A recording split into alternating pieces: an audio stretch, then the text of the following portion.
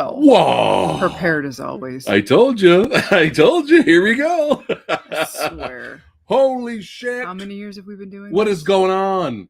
Oh, you movie. Lover. Loving. Whatever. Badasses. Woo! What is going on? It's your boy Phat Samurai Guy up in the hazy with Some Bad Blood. Some dumbass. I'm seeing a lot of badasses watching us right now. I'm seeing a lot of beautiful, sexy people. Hello out there, all you beautiful, sexy people. Let's see who is here. Let's do the roll call. But we love hanging out with you guys. We're going to be talking movies, pop culture, all that fun stuff today. Going to do some movie reviews. I decided to do this. She agreed with me. She said, let's do it because we've been lagging on doing movie reviews together because of scheduling conflicts and all that stuff. So I was just like, you know what? Fuck it. Let's just do one stream where we could talk about some movies. We'll just throw them all together. Let's see. Who do we got in the house? We got Tyler in the house. What's going on, brother? Severio. We got John Martinez. That's right. We starting the ruckus. Oh, shit. Jason Willard. This is the right channel for the blood orgy dance. oh, get a little glimpse there. Hey now. Hey, it's for my eyes, God damn it.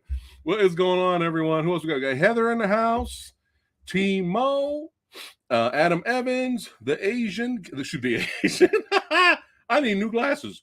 The Assassin King, Bob the Burgle Cut. That's right. The only burgle cut that's allowed here. That's right.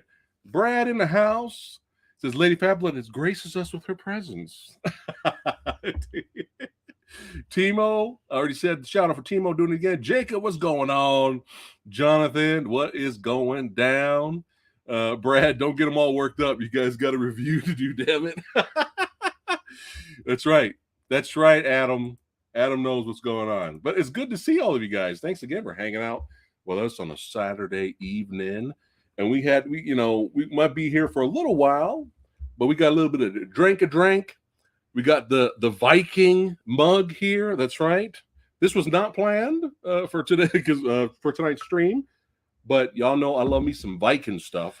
But I love the Northman. We're going to talk about that. Let me get to what is in here? What concoction? Okay, all right. So I'm going to go off on a little side tangent. What's in the drink? I'm going to get into it. Oh, okay. Why? What's in the drink? So growing up in the 80s, because I'm an old fuck, there was a show that ran for 11 seasons. There was a sitcom called Cheers. Right. And it started, I think, in 82.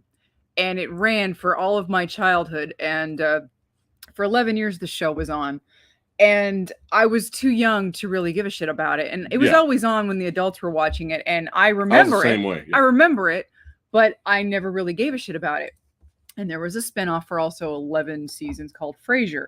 I never watched Frasier when it was on, but I eventually gravitated towards Frasier. Mm-hmm. Now, I remember the characters of Cheers, but I never really watched. Like, I was never invested in Cheers. I remember watching episodes of Cheers, but I didn't really like Cheers. Yeah.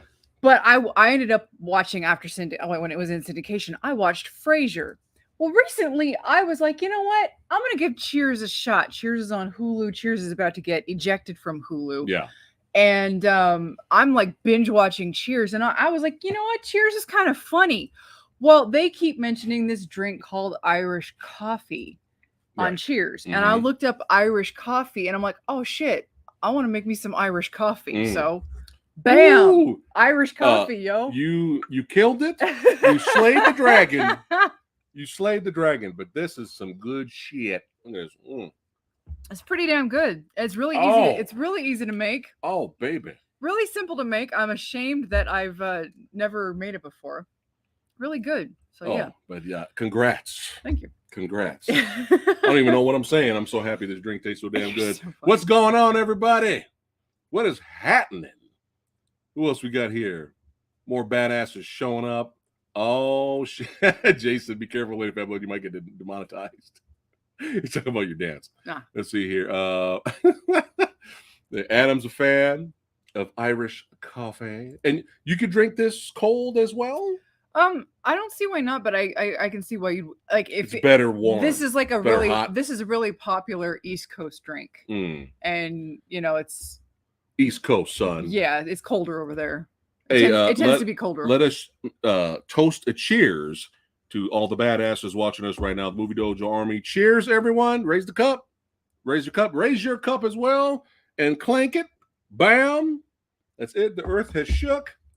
All right, now let's talk about some movies here. Here we go. All right, let's get into it here. Let's go do the movie review catch up. So we're going to talk about these 3 films and give our thoughts on it and rate it. And then after that, we have a little bit more time left to hang out with you guys, answer questions. This is kind of a live Q&A too. And then we'll talk about our what we think about the Obi-Wan TV series. The TV series. I'm so old. The Obi-Wan series. So far on that Disney Plus. On Disney Plus. We'll give our thoughts on episodes 1, 2, 3. So remember, tonight is a little spoilery, but not major spoilers. It was minor spoilers for tonight's stream. Just giving you a heads up. But yeah, let's go ahead and jump into it. Now, what Disney cartoons did you watch growing up? What was the big one? I didn't, because I did not have the Disney. I didn't have a Disney Channel growing up.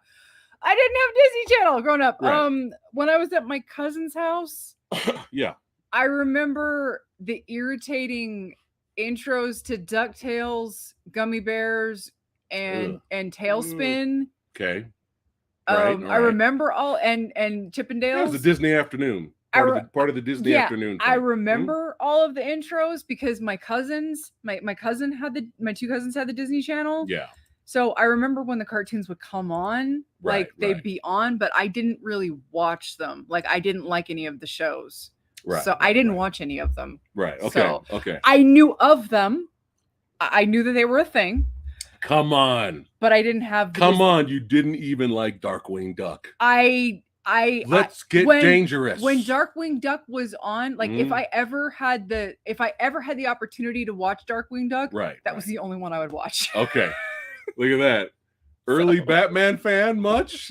Batman fan, not even knowing she's a Batman fan yet? Yeah. But Samurai Guy, Little Samurai. I watched a lot of thank you, Jacob. I watched a lot of the Disney cartoons, but I guess DuckTales the most. Even though I don't consider myself like a huge DuckTales fan, but Baloo the Bear, that was my home skillet. You know what I'm saying? Bare necessities, some Jungle Book. You know what I'm saying? And I don't know why the motherfucker was flying a plane. And Tailspin. What? So I was like, I don't want to watch this. What is happening? Yeah. Right. And Chippendale, I watch once in a while. Gummy Bears, that song. Yeah. God damn it. That song. You listen to the Gummy Bears song on YouTube. Challenge yourself. Yeah. If you want. If you want the challenge. That song will be with you all week.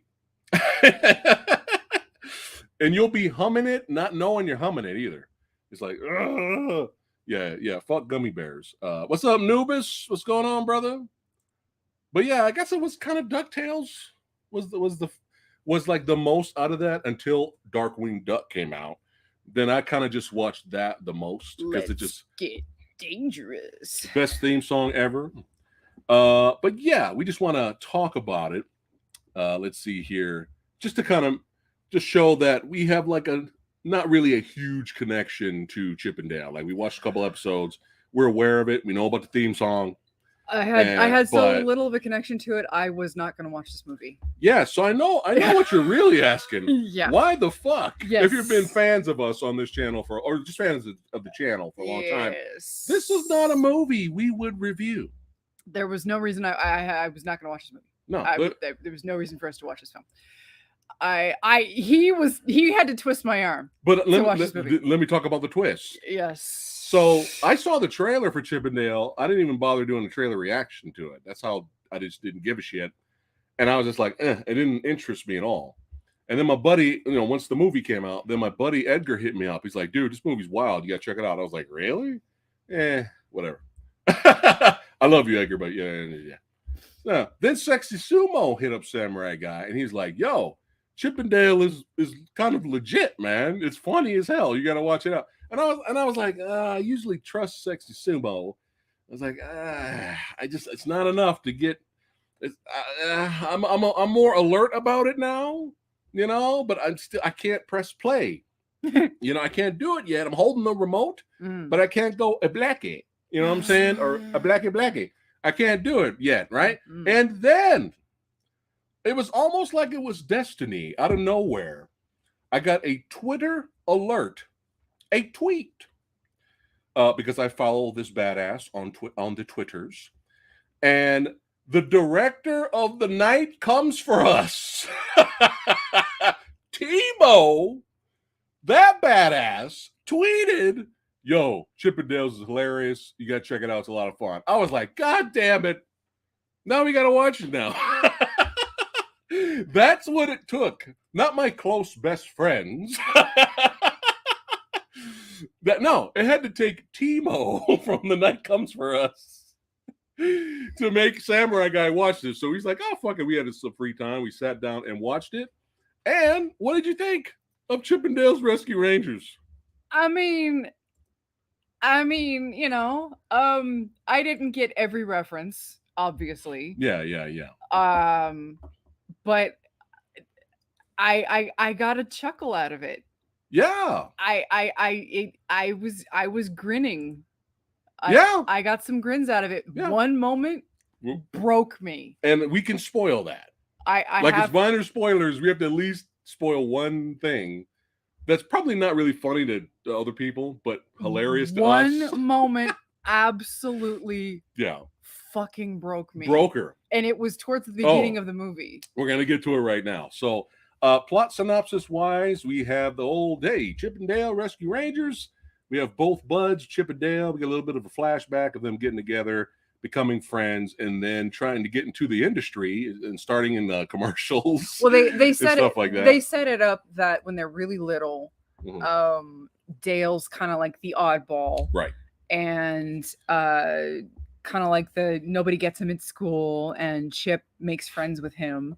And when they finally get their own series, Dale kind of wants to break out and do his own thing, and Chip's like, well, you can't, you're gonna break up the show. And because they're at the highest of their popularity, right? And you kind of get the impression that Chip is kind of like, I made you, but doesn't want to kind of like come out and say it, but he is kind of saying it.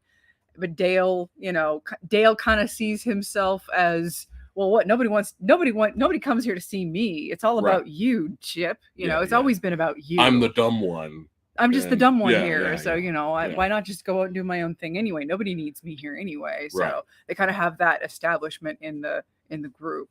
And so he starts as a failed TV show pilot. Oh boy. Uh-oh. Somebody wants out. Oh no. He's just playing. Sorry, kitten alert. He's over there playing.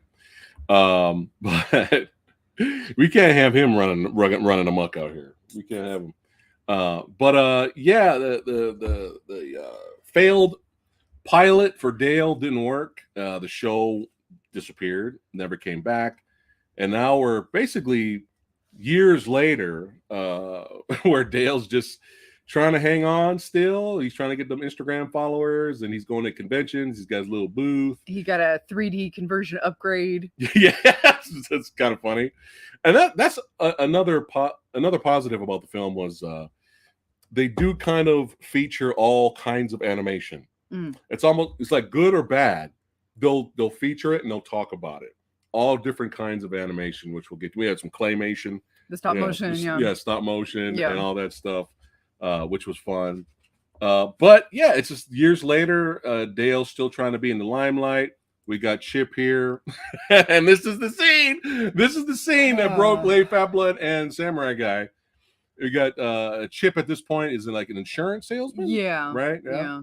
All right. So we're sitting down. The movie just started and we're kind of getting a kick out of it a little bit, right? But we're not on board yet. Until it's just mildly cute. Yeah. It's mildly cute. Yeah. And obviously because we don't have any connection to the show. No. And so any of the references are going over our heads, but we're like, oh, okay, for this, it's like, okay, I can kind of I get it. I can follow along. Yeah. So So Chip is walking home and this picturesque Disney looking scenery, and it's Disney, esque. You can imagine it's the Disney type of music playing. It's quiet, And it's he's peaceful. quiet. He's got earbuds in. Yeah. And he's walking along this picturesque neighborhood, and he's walking past this picturesque neighborhood, and he walks past this house, and I think the house is animated and talking to him. Yeah. Hey, hello, how you doing? Yeah. And he walks into his home. He takes off his earbuds, and out of nowhere, Laid to Rest is playing on his earbuds, and it's 5 seconds worth. Out of nowhere, random as hell.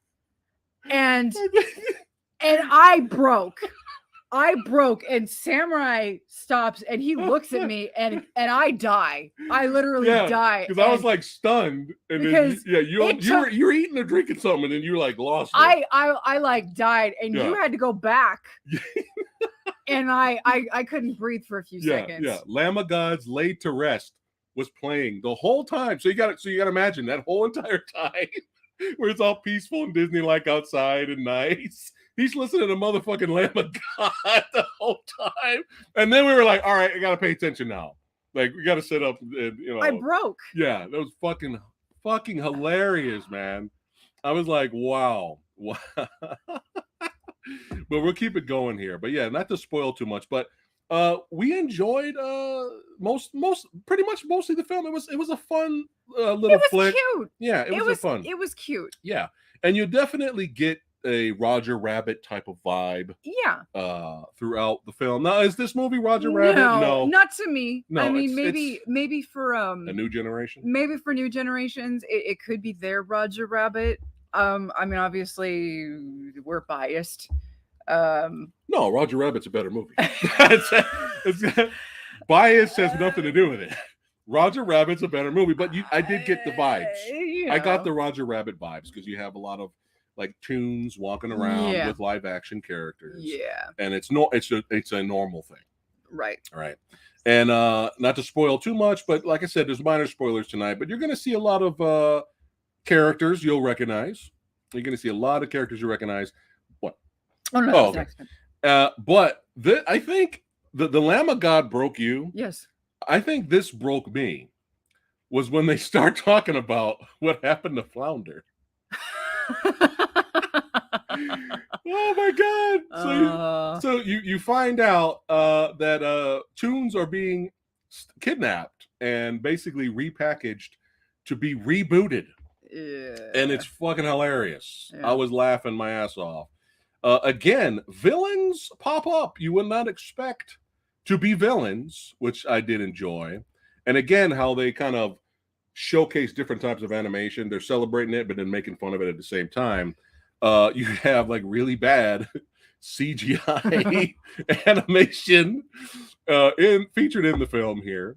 And I love how Chip and Dale were making fun of him. They couldn't stop looking in his eyes. And he goes, what did he say? Oh, look at his Polar Express eyes or something like that. Yeah. They were like, yeah, this is around the time where it looks realistic, but something's not right. Like, they even come out. It was kind of what it was like the Beowulf animation. Well, I like. I know you like Beowulf. I know. Beowulf. I know. I'm the only guy on the planet that likes Beowulf. I swear to God, it's all good. But yeah, I guess around that time, it's Robert Zemeckis. So. Mm-hmm. But yeah, their buddy here. What was his name? The big guy here in the middle. I forgot what they called him. Oh God, I've already forgotten. I didn't watch the show. I didn't watch the show. The big guy in the middle. He thinks he's next to be rebooted. And so our ragamuffins here team up to go on their adventure. And real life becomes a real case. And that's all we're going to say. We're not going to spoil anything more. But I'll throw in one more minor spoiler. One of the big highlights for Samurai Guy was they called it out how all these animated movies, when they get desperate for popularity, they'll have the animated characters rap. And I was like, thank God they called that out, and how that was fucking lazy and bullshit. Yeah. Great. Yeah.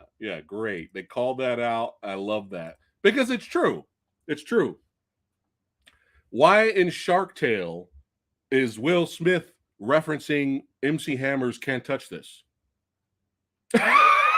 Lazy and bullshit. They don't want to create their own rap. They don't want to create something new, right? And that happens a lot with some of these animated movies. So I love how they call that out. So overall, hold on a second here. Catching up to some of you guys' comments. Yeah, that's what I'm talking about. Y'all know what's up. Y'all know what's up. That's right. That's right. That's right. Hey, I'm not alone. Somebody else. So it's two of us in the entire world that likes Beowulf. Let's see here. All right, let's keep going here. All right. So, yeah, a fun time. Definitely a fun time. And we didn't feel like we wasted our time, too. Yeah. You know, like, oh, God, it's fucking horrible. What's up, Chase? Chase is saying hello. Hi. It's very likes he loves Shark Tales. That's all good, brother. But yeah, check it out. Check it out, man. If us knuckleheads can find some entertainment out of it, you know, if you have Disney Plus, it's free on there. Oh, don't say you love Jessica Rabbit, DJ News. You might get canceled. Oh, don't get canceled. You know what? Even though today modern writers could learn a few things from Jessica Rabbit. You know what? Just because he did that, I'm gonna highlight it. We don't give a fuck. We love Jessica Rabbit, goddammit. That's right. Get over it. What? You can be... Get over it, today's generation. You can be... Get over it. You can be well-written and sexy? What? No. Oh, my God. Oh, that's it. I want to see a whole bunch of in the chat right now. I love Jessica Rabbit. Let's go. Dare I ask what they did with the female team member gadget? It was kind of gross. It's kind of nasty. I ain't gonna lie. Do you want to spoil that? And I didn't even care, and it was kind of gross. I will spoil it. Hold on. All right. I'll spoil it. Let me show the picture one more time so that visually they can have something to look at. I'll spoil it. All right. I don't know the name of the little bug, but he actually speaks now. Smooth, sexy voice. She fucks the bug and they have 75 babies and they all look like each other. They all look like the gadget and the bug. I'm not shitting you. Did you want me to say it again? Her and the bug got together. They fucked each other. And they have like 75 babies. And the babies look like the parents in various forms of each other. And it's really disgusting. Da, da, da, da, da, da, da, da, da, da. What he works at Allstate. All right. Whatever that fucking company's called. Isn't that Juju from Major League? Juju or Jubis? I forgot his name. But there you go. Family picture. A family picture. Oh my God. No. Oh my God. All right. So yeah, overall a fun time. There's definitely some goofy moments in there. But let's go ahead and rate Chippendales Rescue Rangers, a movie we would not never in our lives excuse me, would have looked twice at it, but it took Timo from The Night Comes for Us to say check it out. Yeah, what are you giving? C is average on our channel if you're new here. Thanks again for watching, hanging out with us. What are you giving Chippendale? The Rangers that be rescuing motherfuckers. C is average? C is average. That sounds so harsh. You're gonna C? That's what I'm saying. That sounds so harsh. Oh wow. All right. I would say B minus then. Okay, there you go. That's fair. That's fair. That sounds fine. B minus from Lady Fat Blood. Samurai Guy is gonna go ahead and give it a B.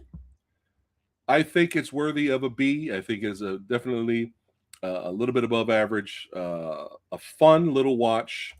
It didn't make us want to kill ourselves and go, what the fuck was everybody else smoking? Why does everybody like this movie? Fun watch. So check it out. No, Severio, not really. This was a fluke. What? it doesn't mean we're going to review more movies like this. Oh, It's a fluke. no, it's got to. I mean, like, it's got to be something. Detective Pikachu was a fluke. Like Sonic, that makes sense because of you. You're a Sonic fan, right? We didn't review that though. Well, I mean, the first Sonic, didn't we? No, we didn't review the first Look at that. It took us a while to watch that movie. We just you watched that in the theater, didn't you? No, you didn't? I watched it here at home. Oh well, shit. Oh, that's right. Detective Pikachu, we reviewed. We did review that, and that was probably because of me. Well, yeah, because I'd seen Pokemon a long. You were more attached to Pokemon than I was. I was just more familiar with Pokemon, but it was a fun movie. It was cute. Yeah, it was cute. See, I think I was falling asleep a little. Special circumstances. But that was because I was actually really tired. Yeah, it wasn't because of the movie. Yeah. All right, let's keep it rocking and rolling. 43 badasses hanging out with us on a Saturday night. Hey, hope you guys are having a wonderful evening or day. Depends on where you're located on the planet Earth. But cheers again for hanging out with us. That's right. I'm going to keep on rocking and rolling. All right, now it's time to piss off a whole bunch of people now. No, Samurai Guy, why? You were the chosen one. You were the chosen one. We thought you had the high ground. Yeah. But we got to be honest here on our channel. We got to be honest, baby boo. We're not sellouts. We got to be honest. All right, so we love the witch, Mr. Robert Eggers. We are fans of him. Robert Eggers, we are fans. So far, so good. Yes, so far, so good. We really enjoyed The Witch. Everybody hated that ending. They hated the dialect. So it's not for everyone, and that's fine. But we really loved it. I love the ending. Absolutely love the ending. And this is really super divisive. The Lighthouse. We really love the batshit insanity that is The Lighthouse. Basically, that movie is two guys stranded somewhere, and that movie opens up the door of insanity and madness. That's all it is. At some point, when you're seeing William Dafoe looking like he's half octopus, okay, you stop asking questions at that point, okay? Again, a movie, very divisive, not for everyone, but we really enjoyed it. It was something very different. But yeah, I totally get it if people didn't like, oh, the bots are here. Are you getting rid of them? What are you doing? Are you getting rid of them? That's right. Right. All right. He got it. Somebody got it. Let's keep it going here. What's up, Nuts for Kaiju? Got some badasses here. All right. Oh, Adam enjoyed The Witch and The Lighthouse. All right. So we're going to keep it going. So when I got word of Robert Eggers making a Viking epic, I was like, get the fuck out of here, man. I was like, you're kidding me? Oh my God. I'm so excited for this. I'm really excited because I love me some Vikings, right? And sometimes I go as the Pineapple Viking. It's very rare. I'll use that name. But yeah, I love the show Vikings. There's something about it. It's fucking badass. I just love that world. I am no means an expert on anything Vikingish, but I enjoy watching it. And there were some other Viking shows that I started watching on Netflix too. But the point is, I love me some motherfucking Vikings. So when this came out, when the trailer dropped, I did a trailer reaction, and I was like, holy shit. People were hitting me up. I was getting so many text messages and stuff like, dude, the Northman trailer, do a trailer reaction, go, please. You know, everyone's hitting me up. People from Movie Dojo Army, some of my best friends, like, yo, the Northman, son, the motherfucking Northman. I was like, oh, shit. So I watched the Northman. I did a trailer reaction, and I was just like, Jesus. Like, first of all, my action boner went up in the trailer because I was like, oh, my God, it's the modern-day Conan the Barbarian. Oh, my God. And y'all know Conan the Barbarian. I got the sword up here, motherfuckers. I got the sword up here. Replica. That's my shit. That's my era. That's my shit. And I was just like excited. I was like, all right, yeah, let's see a new Conan the Barbarian-esque type of film. The cinematography in the trailer, I was like, Jesus Christ. When they showed Skarsgård just drenched with the blood and sweaty and looking all ripped, and just, oh man, I think he's buffer in this role than he was with Tarzan, I think. And man, I was like, woo, when you see him catch that spear, turn around, throw it back, what? Get the fuck, get out. Get out. Okay? I was so excited. Now, going into the Northman, I was not expecting a nonstop action thrill ride movie because this is Robert Eggers. Okay? When I went to see the Northman, I did not expect a Braveheart. I did not expect a Gladiator. I did not expect a crowd pleaser. Right? I did not expect that. I wanted to go in experiencing something new, different, weird, which you kind of get a little bit with this, and badass, which you do get a little bit of it in here. Unfortunately, and I know a lot of you guys are probably going to, we couldn't see the Northman in theater. And I know this is one of those movies where it's pretty much made to watch theatrically, right? But conflicting schedules, we're like, fuck it, it's on demand now. We got to watch this movie. I've been hyping. People have been hyping it up for me. I've been hyping it up crazy for her. I'm like, the Northman. Well, right? It wasn't just you. All right. It wasn't just you. No? No, it wasn't just you. Okay. I saw way too many articles on it. Yeah. And we had talked about this before. Oh, yeah. Tons of movie of the years. Too many. There were too many articles talking about how brutal it was. I saw like so this many, is like this is one of the most violent movies of the year. Yeah. It's so brutal. It's so so we're like really like, oh, we're salivating now. Yeah, I'm salivating. I saw so many highly rated articles. Like the Rotten Tomato score was very high. Yeah. And so I already had it overly hyped in my mind. Again, I was already a fan of his first two films. Right. So unfortunately, it was my fault that I was already my expectations were too high. So that was my fault going in expecting too much. When I hear brutal and violent, my brain, our standard is very high for brutal and violent. And I forget my brain capacity for brutal film and mainstream capacity for brutal film is very different, not the same. Let's see, I forget that. Oh, we got Rob in the house, my brother from another mother. What's going on, brother? Hi, what's Rob. Going on, man? Good to see you, my friend. Cheers, my friend. I'm tired of apologizing for high expectations. If you're a fan and you're of a certain product, a certain band, a certain director, a certain actor, and you're such a huge fan, and it doesn't deliver or meet your expectations, I don't feel like we should be, well, it's your fault for having high expectations, Samurai Guy. Yeah, fuck that. Fuck that, okay? When you work hard all week and you want to go to your favorite steakhouse, and you've been waiting all week to taste that steak, and you go in there and the steak fucking sucks, you expect the cook to come out, well, it's your fault you had high expectations for the steak, you idiot. Yeah, you can quote me on that. Never apologize for high expectations. If you're a fan of something, you're a fan of something. That's it. All right. Thank you, Nate Dogg, for backing me up on that. That's right. That's right. That's right. And Hatchet 3 is more violent.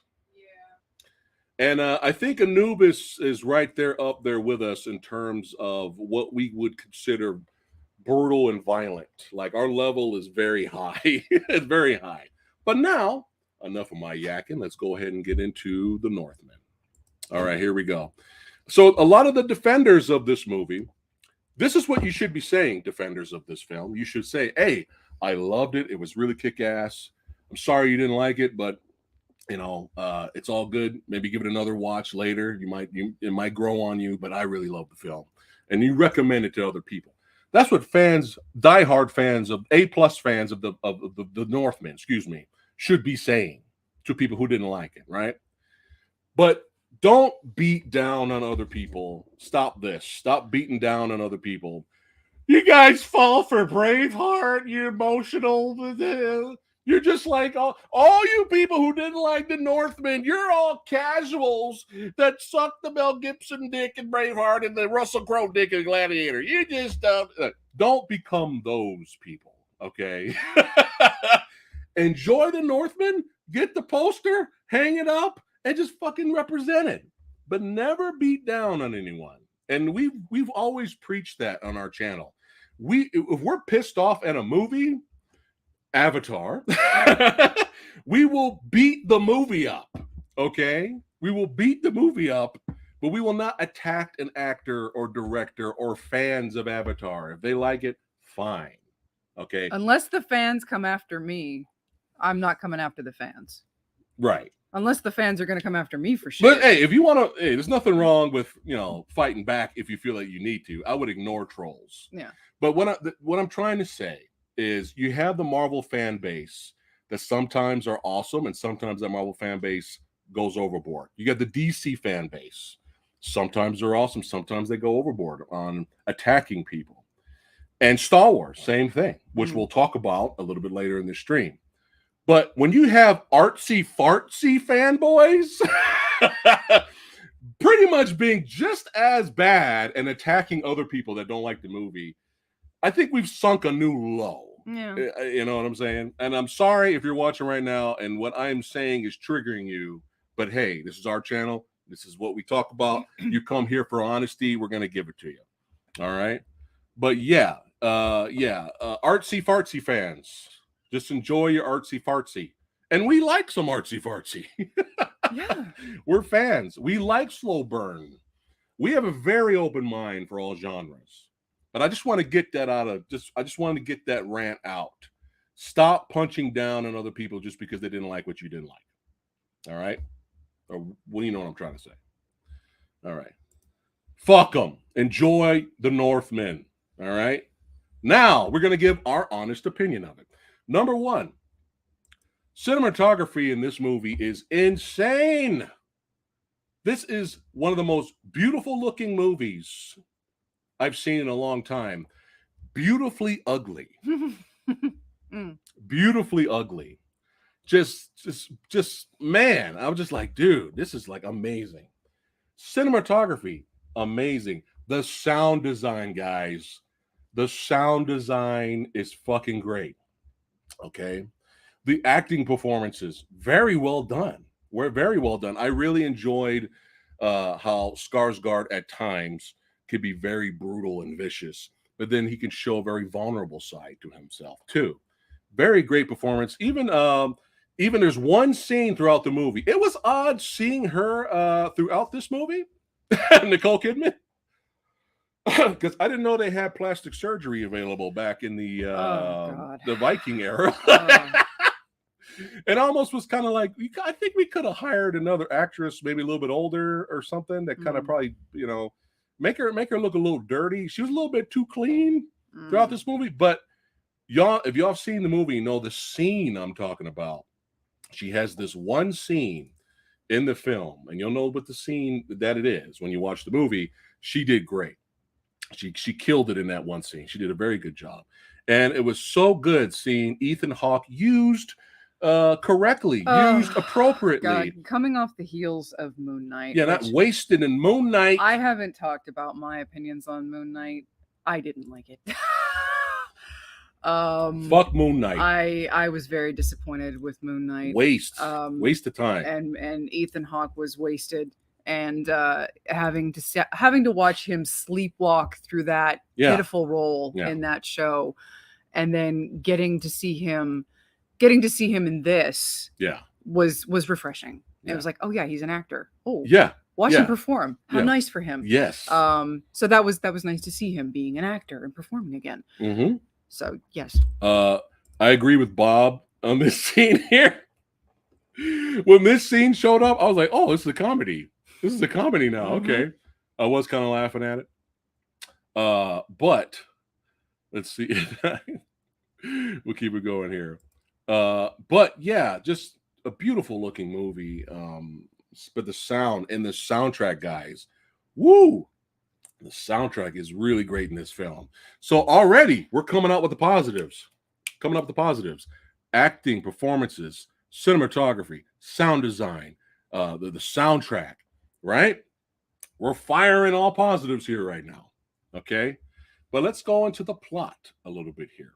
So we got our boy here. I don't have IMDb open right now, so all these all these character names, I'm not going to go through all that shit. You did a little bit of research after you watched the film, and what did you find out? Before we go into it, it's based on it's basically their own take on a story, right? A story Folktale, right? That predated Hamlet. Right. That inspired Hamlet. It inspired Hamlet. Check that out. And it does take a lot of bits of that, and which is fine. Yeah. And it does its own thing, obviously. Yeah. It's a little more straight.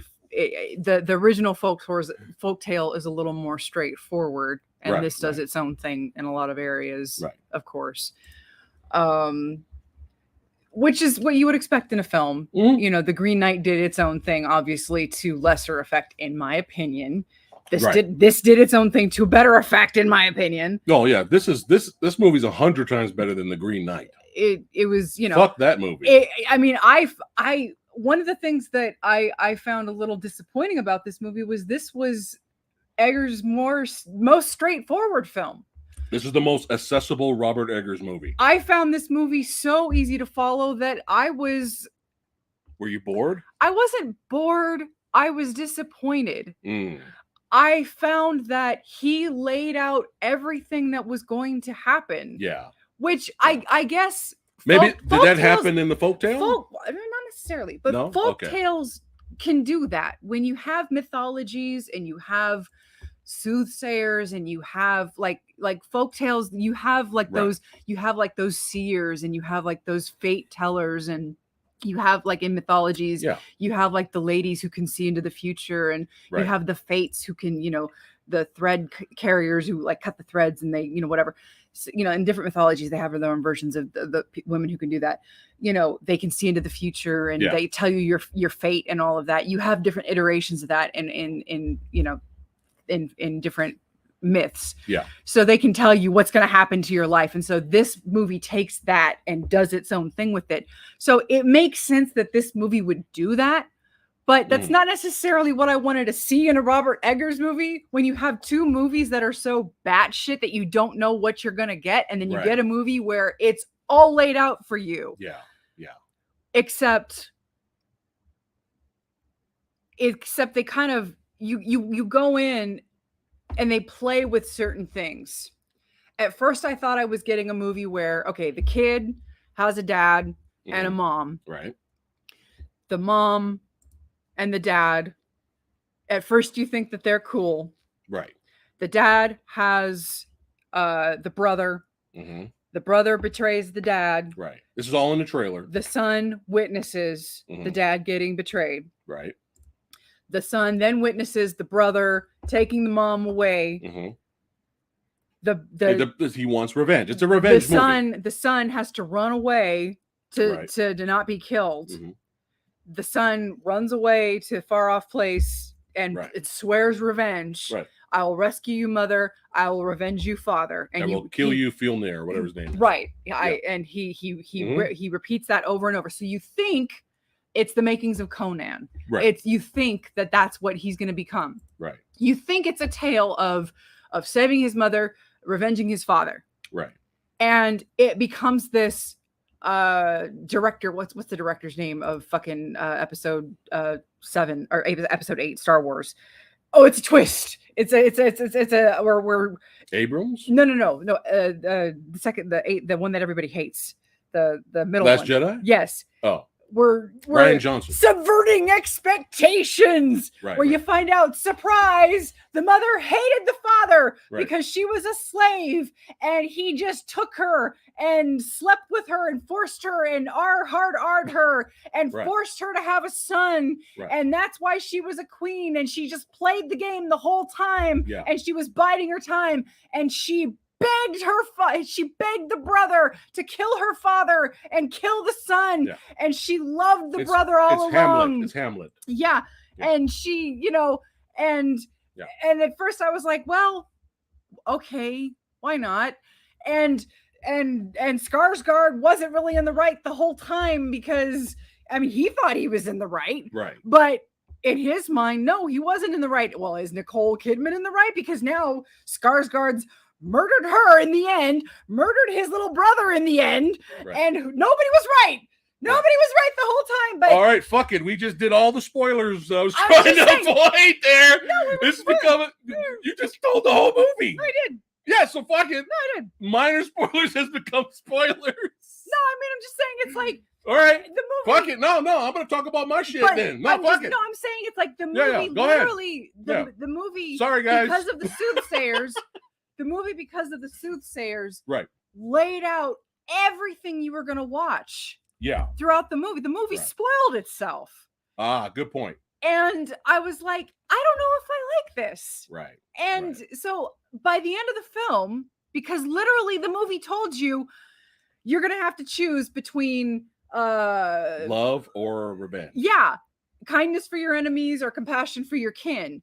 And He does both. and it's not gonna be about you, it's gonna be about her, and there's gonna be a king, a maiden king, and basically hinting that you're gonna have a kid, and Right. all of this happens in the movie. And Right. by the end of it, he fucks Anya Taylor-Joy. She ends up with twins, a girl and a boy. Right. And it's so stupid because I mean, it's all like it plays with the idea that it's real, but there is actual mysticism in their beliefs. Uh-huh. So at one point he licks her open wound when she gets wounded, and he knows she's pregnant from licking the open wound. Uh-huh. So it's literally like there is mysticism in everything, and it's like This is a work of art, A+. so you literally have to it's like you have to take it at face value, but you have to suspend your disbelief. Well, now that you brought that up, Yes. I can talk about my issues here. Yeah. All right, guys. So, again, we gave this movie already a whole bunch of fucking positives. Okay. Again, we love slow burn. We love weird. It's so hard. Okay. Remember that. We're not just the casuals that like Braveheart. Fuck you. Yeah. Sorry.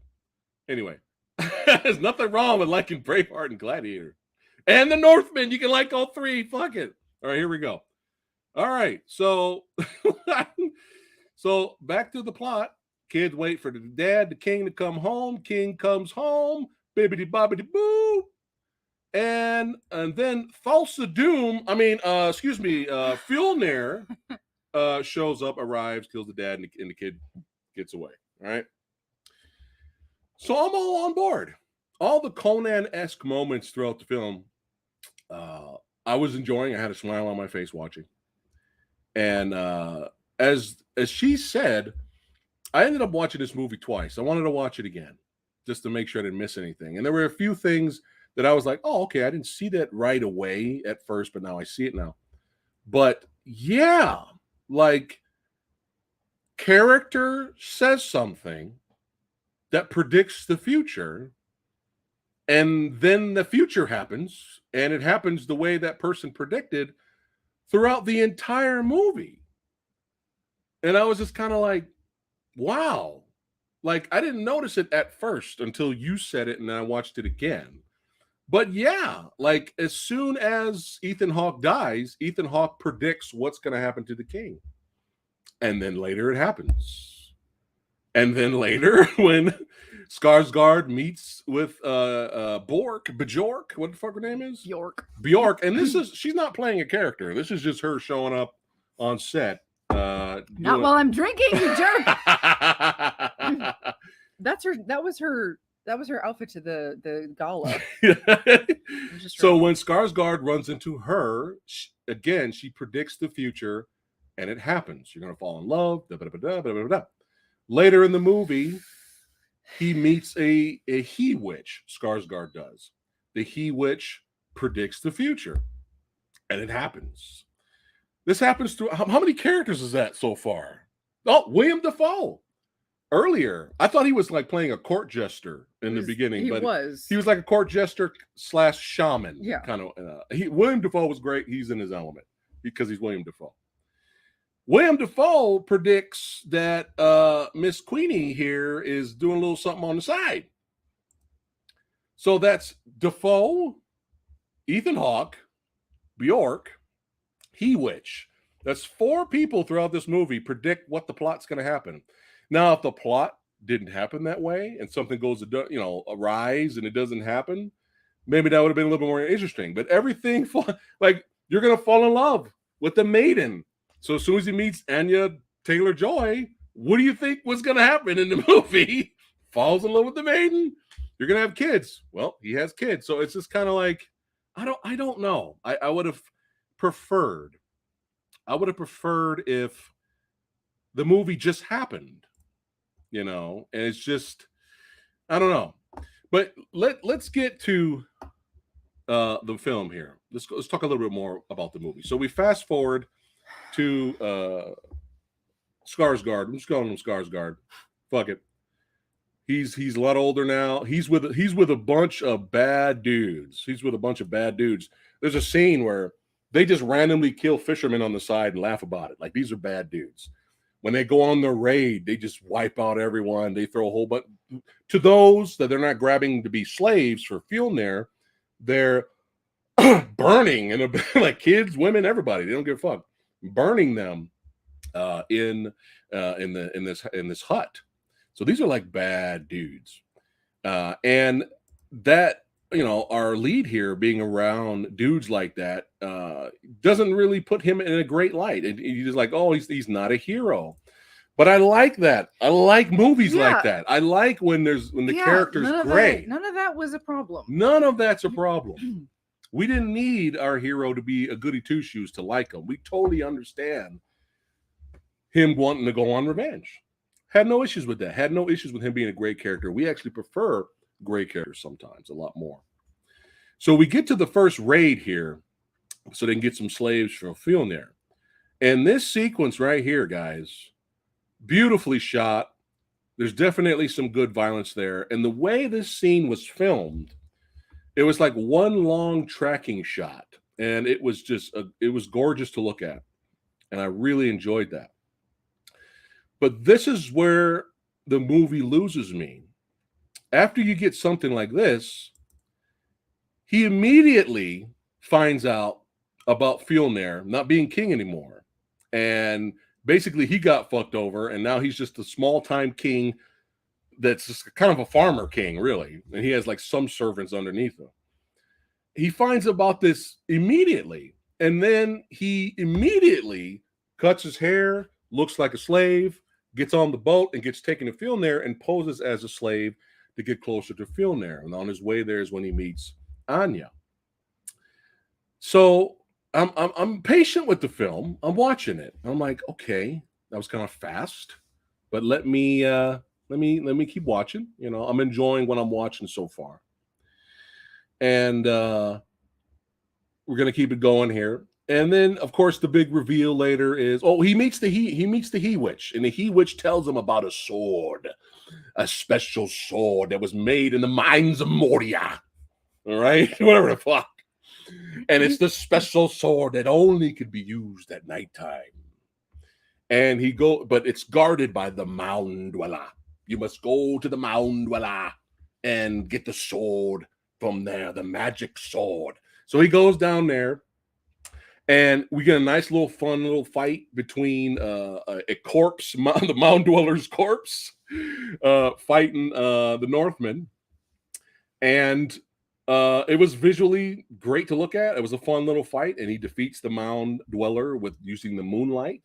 And he takes the magic sword. Now, she's saying that the movie plays with, is it real or is it not?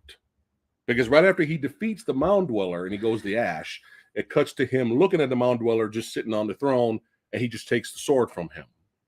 So is this all in his head, right? Right? So the movie kind of gives you that, and I was kind of okay with that until we get to the finale. All right? But okay, But But? yes, the sword. Yes. Okay, hold on. Okay, so let's get closer here. So he poses as a slave right away and meets the sexy mantis. He meets up with sexy mantis, right? And they give each other the bedroom eyes, oogly boogly moogly, right? And then they're both slaves. They're both trying to survive, and they're both trying to work together to escape while boning at the same time, right? Perks for everyone. So here's the thing. I was thinking about the finale. Okay, fuck it. Let's just go to the finale. All right. The finale. So he finally fights. Well, the sword of the night. Sword of nighttime. Well, I was okay. All right. Before We'll go to Sword of the Night. All right, here we go.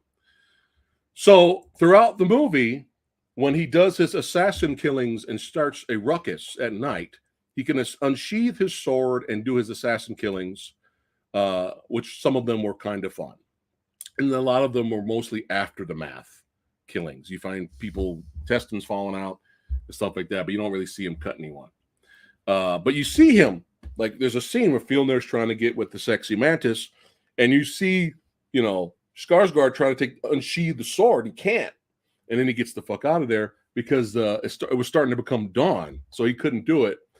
So, is it in his head or is it real? Right? And then another guy tries to. So then later, he comes back. He gets found out. He gets away. He comes back to rescue Anya. Well, she gets away. He kind of gives himself up after killing the king's son. And then they straddle him up. And then on the way out, one of the stooges picks up his magical sword that can only be unsheathed at night and tries to unsheath it, and he can't. He can't do it himself. So that proves right there that all the mystical, magical stuff has to be real, right? Right? I don't know. We're just discussing movies here right now, okay? Cool. All right. So anyway, I'm going with it. It's real. I'm going with it. I don't give a shit. Valhalla's real. Fuck it. Let's go. Like, I don't care. I like that kind of stuff. All right. So he goes on his killings.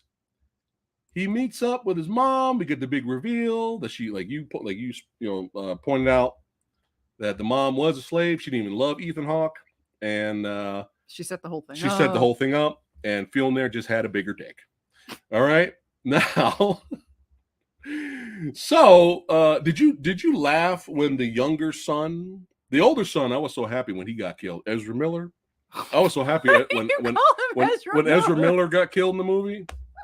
And then when he died, I was like, because that character was shit, right? And then then he goes to basically, he didn't want to kill his mom, but his mom came after him. He killed his mom. She started stabbing him, so he had to fight back. But did you laugh a little bit when the little shit was like on his back going, when he's like stabbing him like crazy? Yeah. What did you think about? Did you think about any other movie when that happened? Tropic Thunder? Oh, shit. Wow. I married the perfect woman. I married the perfect woman for me. Yeah, that I was laughing because I was thinking about Ben Stiller getting stabbed by that little kid in Tropic Thunder the whole time. Anyway. So I know he's going to die. You know why I know he's going to die at the end? Because the guy earlier predicted it. So at this point, we know he's going to die at the end. The Northman's going to die. So when we get to the finale, I will talk about it right now. When we get to the finale, Samurai Guy, y'all know what I like? Scratch the fucking itch. You know I like shit like this. Visually, Jesus Christ. Visually, this is so fucking metal looking, man. The fucking volcanoes erupting. You see the badass of Fjolnir and Skarsgård, just the silhouettes of them just brawling. The camera work was a lot of fun. The sound design, guys, watch this fight and listen to the sound. The music is epic. And then it was over like that.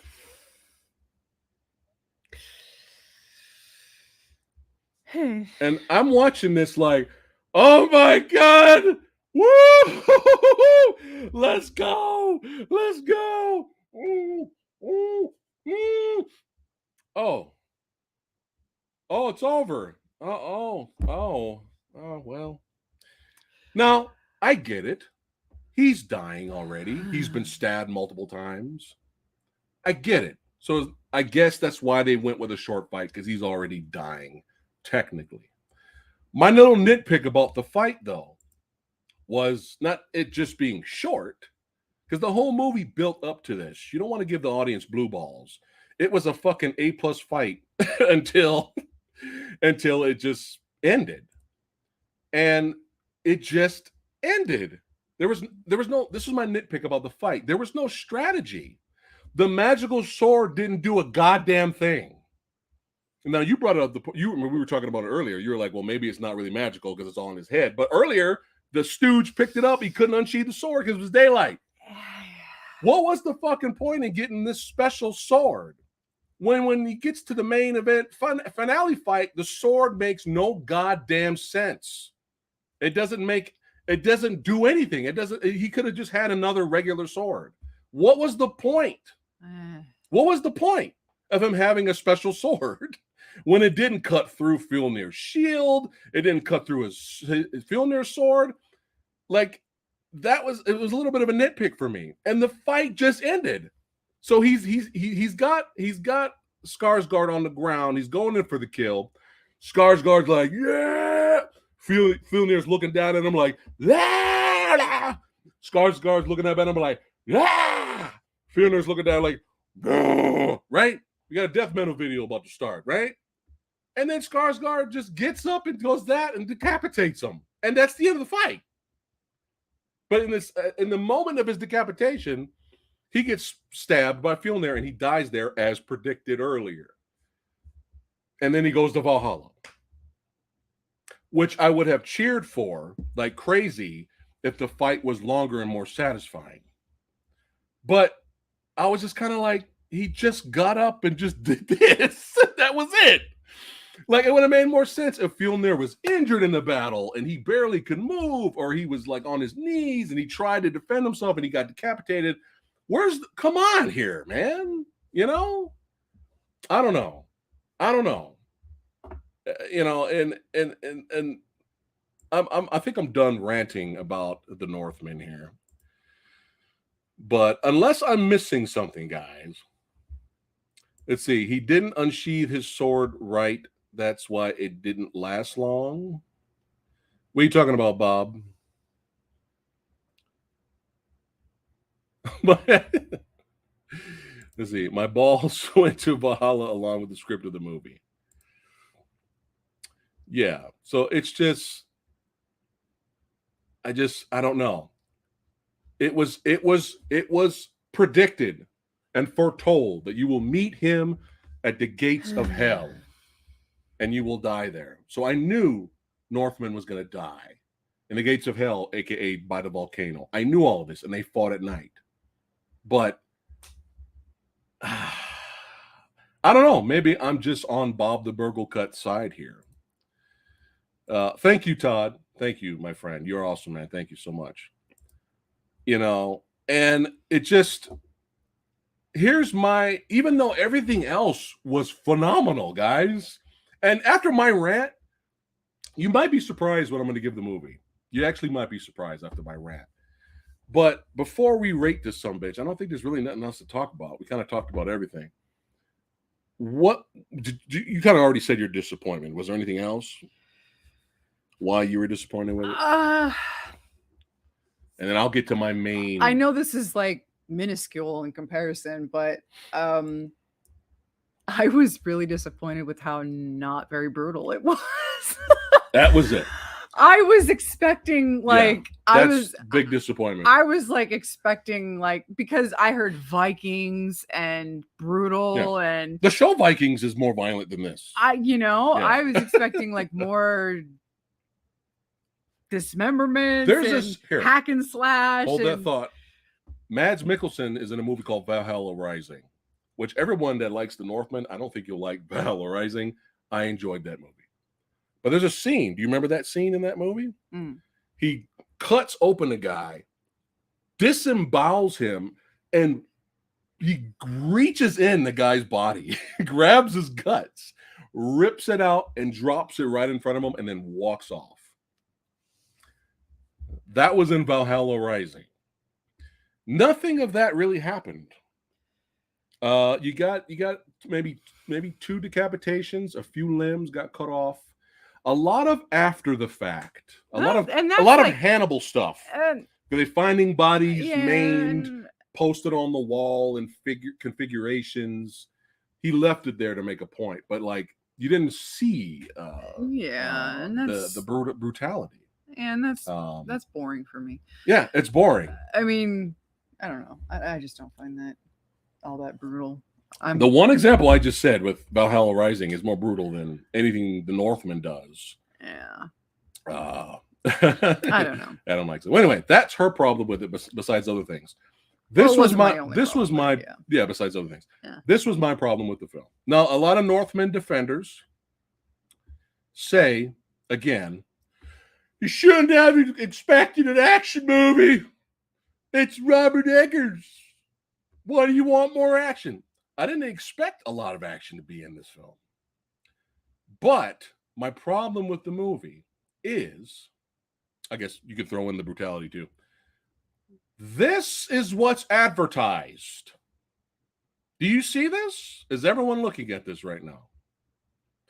When this is the advertisement on the posters, in the trailers, thumbnails for people's movie reviews, this is what I had kind of expected more of. And unfortunately, we did not get this. And I'm talking about Berserker motherfucking Northman. Berserker Skarsgård, we did not get. This is my issue because this is what's advertised. Yeah. Going back to your this, you guys like this scene? Does this scene look badass to you? Well, this is all you get. Yeah, this is it. Going back to your getting mad at the cook, cook and steak analogy. Yeah. That's the problem, is that trailers a lot of times lie to you. Right. Marketing campaigns lie to you. Right. They do that deliberately to trick you to going to see their product. Right. And so when people get snooty with you about your expectations, just because they like a film and sometimes you don't, right, it's because you were tricked. Right. Because you were lied to. Yeah. We like the film Drive. Yeah. The Ryan Gosling film Drive. But which is more violent than the Northman. But a lot of people were angry when that film came out. Yeah, there was a lawsuit. Because the studio realized they didn't have a good butts in the seat product. Right, because it's not an action flick. It's not an action product. It's kind of an art house, like slow burn. Yeah. It's not a theatrical style film. This is a sit down, be quiet, pay attention film. We love Drive. With moments of extreme violence. Oh yeah. Elevator scene, more violent than the entire movie of the Northman. Yeah.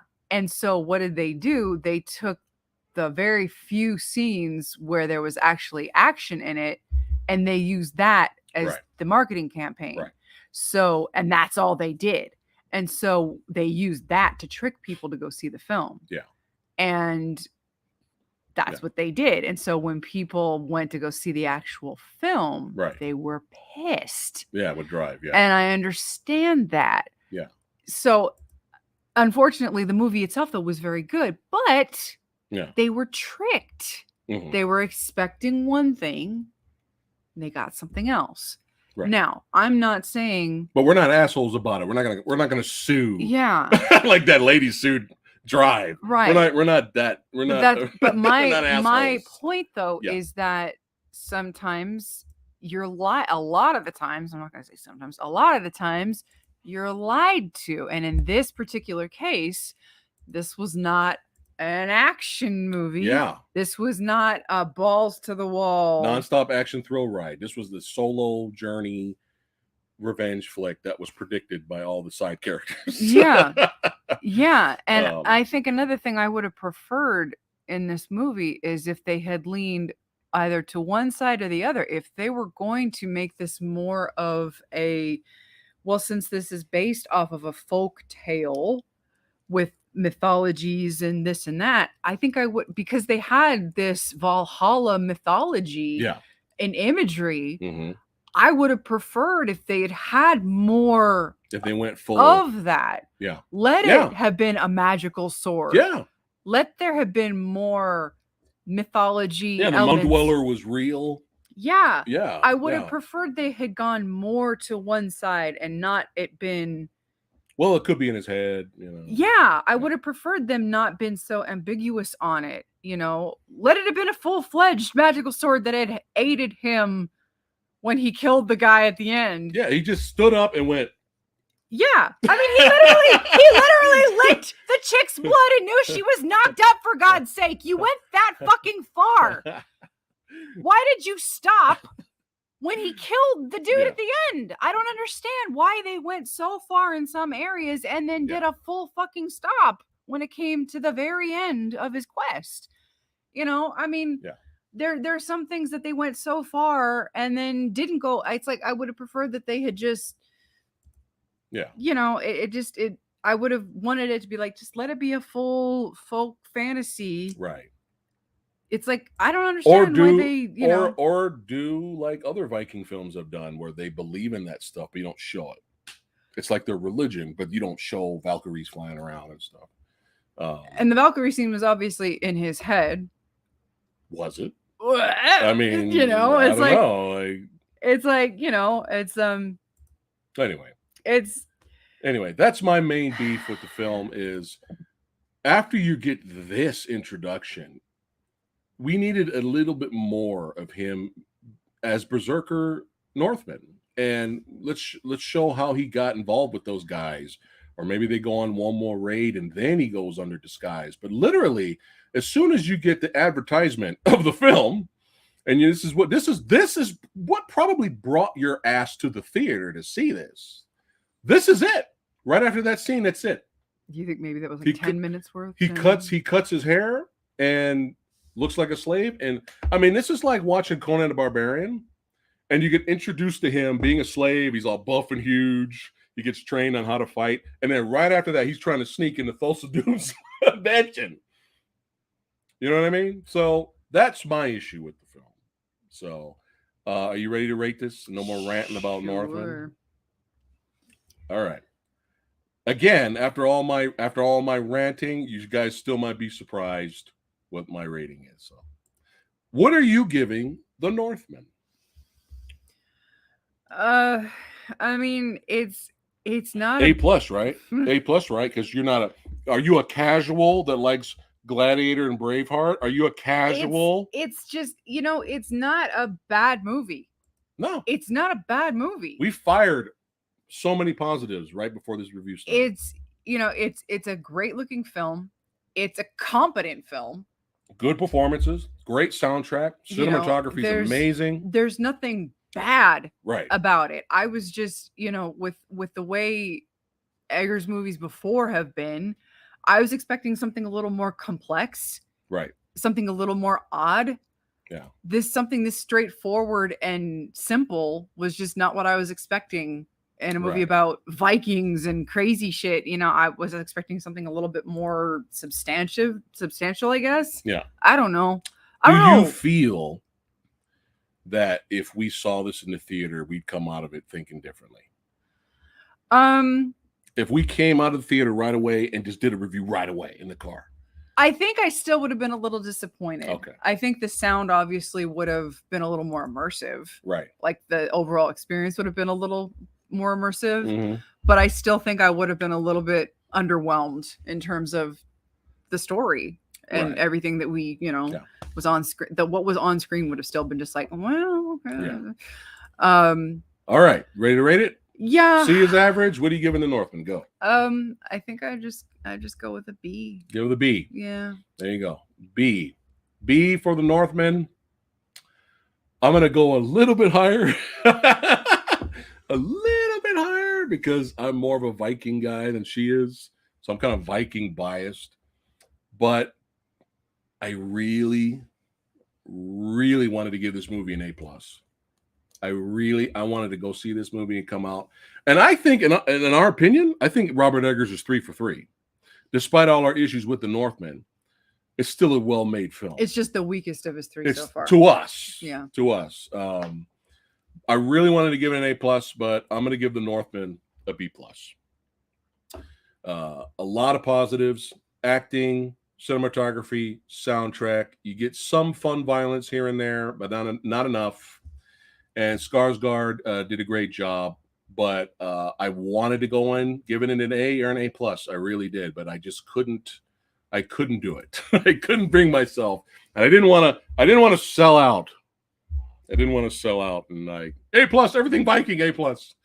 So I think B+ is good for me.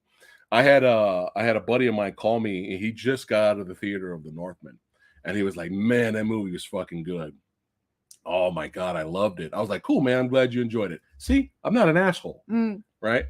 And I meant that, right? And then he's like, "Did you see it?" I was like, "Yeah." And then we talked about what we liked and what we didn't like about the film. But he really came out. This is him right out of the theater, buzzing. And I asked him, "So what would you rate the film?" And I just threw it at him. Would you give it an A? Would you give it an A+, A-? And he goes, "Oh, no, it's not that good." That was his response. This is him coming out of the theater really high on it, calling me right away to talk about how good it was. And even he said, "No, I wouldn't give it. He's like, it's not that good." He's like, "It's not that good, but I really enjoyed it." So that's possible. I don't know if you guys knew that. You could be in the middle. It's fine. It's fine.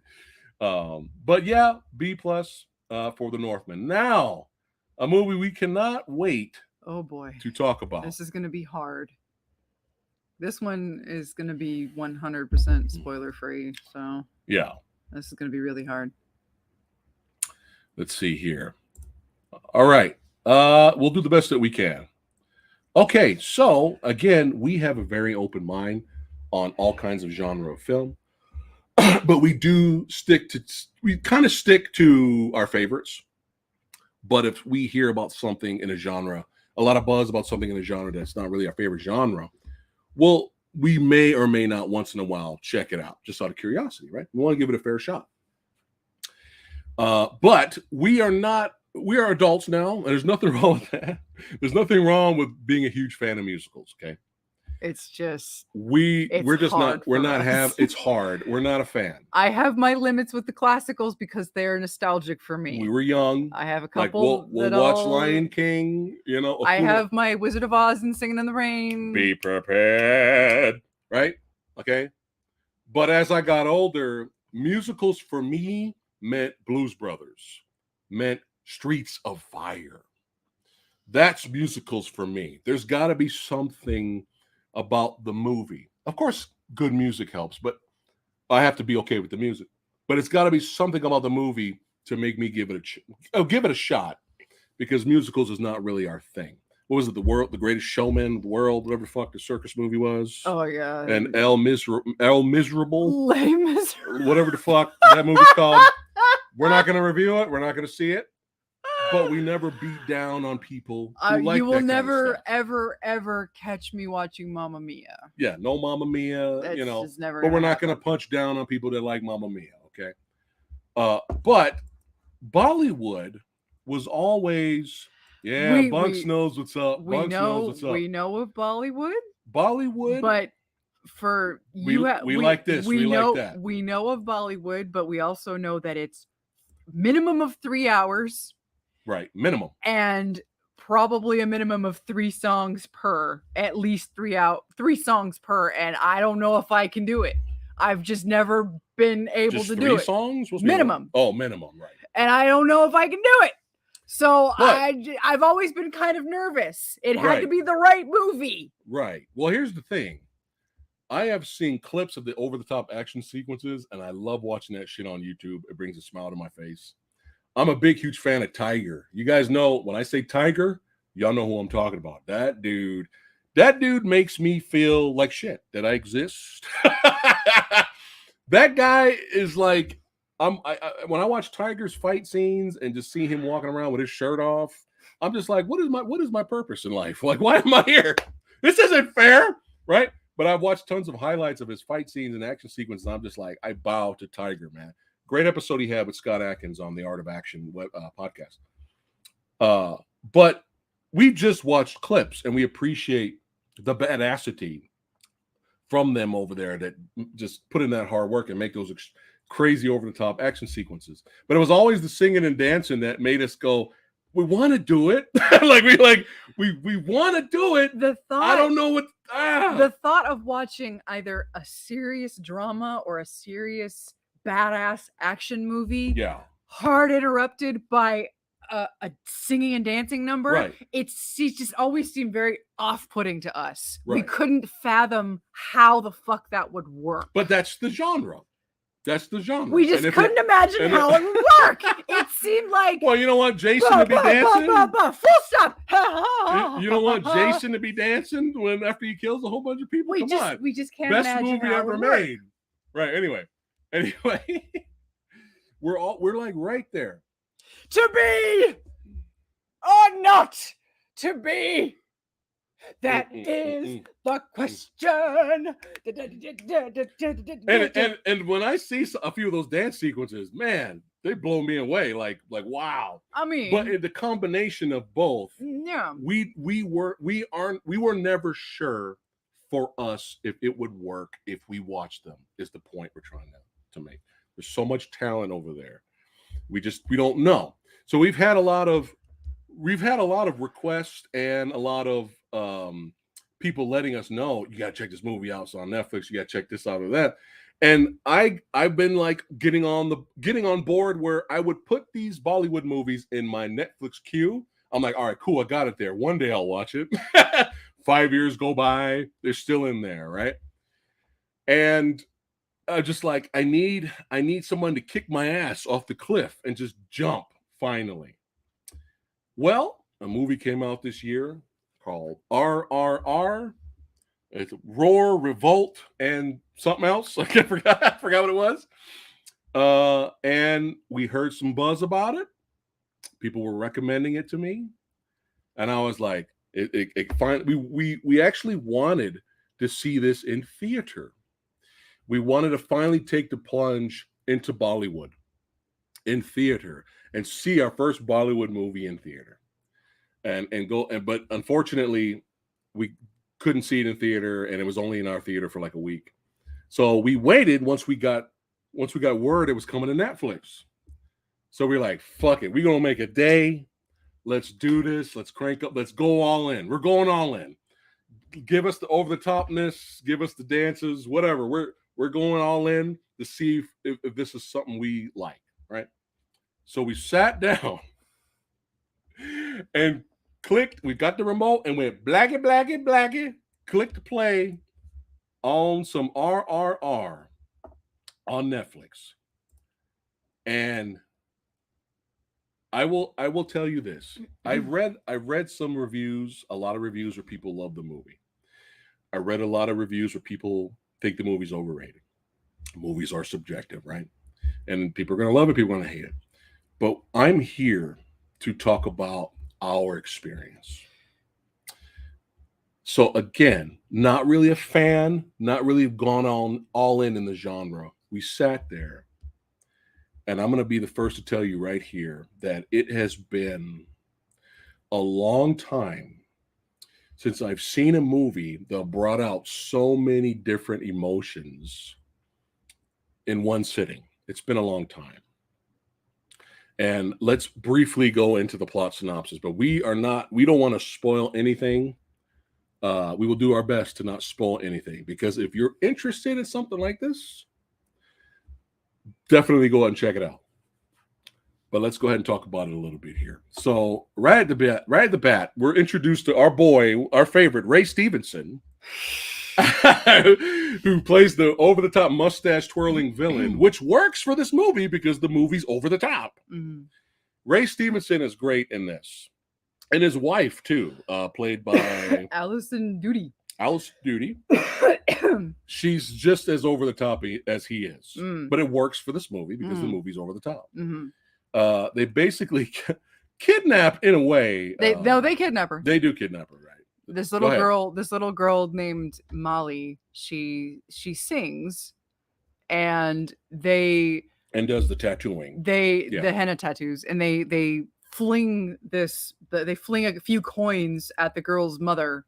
Yeah. And the villagers, they don't understand what's going on. Right. And basically the evil colonials are saying, "Oh, hey, we're just going to buy your daughter." But they don't understand what's going on. Right. And because the little girl sings, so the evil colonials are just like, "Hey, we're going to buy your daughter." So they take the daughter, drop some coin for the brown rubbish. Basically, yeah. Man. Basically, yeah. Yeah. Because we like her singing voice, and they take the daughter away, and they take her in the car, start driving away, and the mother's like, what's going on? And one of the male villagers is like, lady, they're don't you understand what's going on? They're basically the coins are for your daughter. And the mom starts running after the car, and one of the soldiers are like, they're gonna shoot the mom, and Ray Stevenson gives the speech. He's like, "Do you know what you're doing? That bullet comes from Britain. It costs us such and such. It costs us such and such, and it costs a single sterling pound."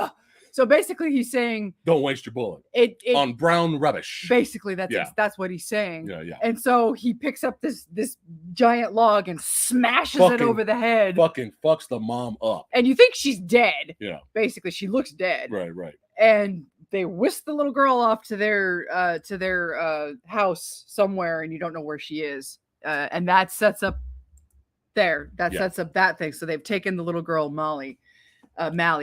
And now we are introduced to I guess Rama or Ram. Or so Ram. that is his name. Well, it's okay. Yeah, it's we're gonna call him Ram.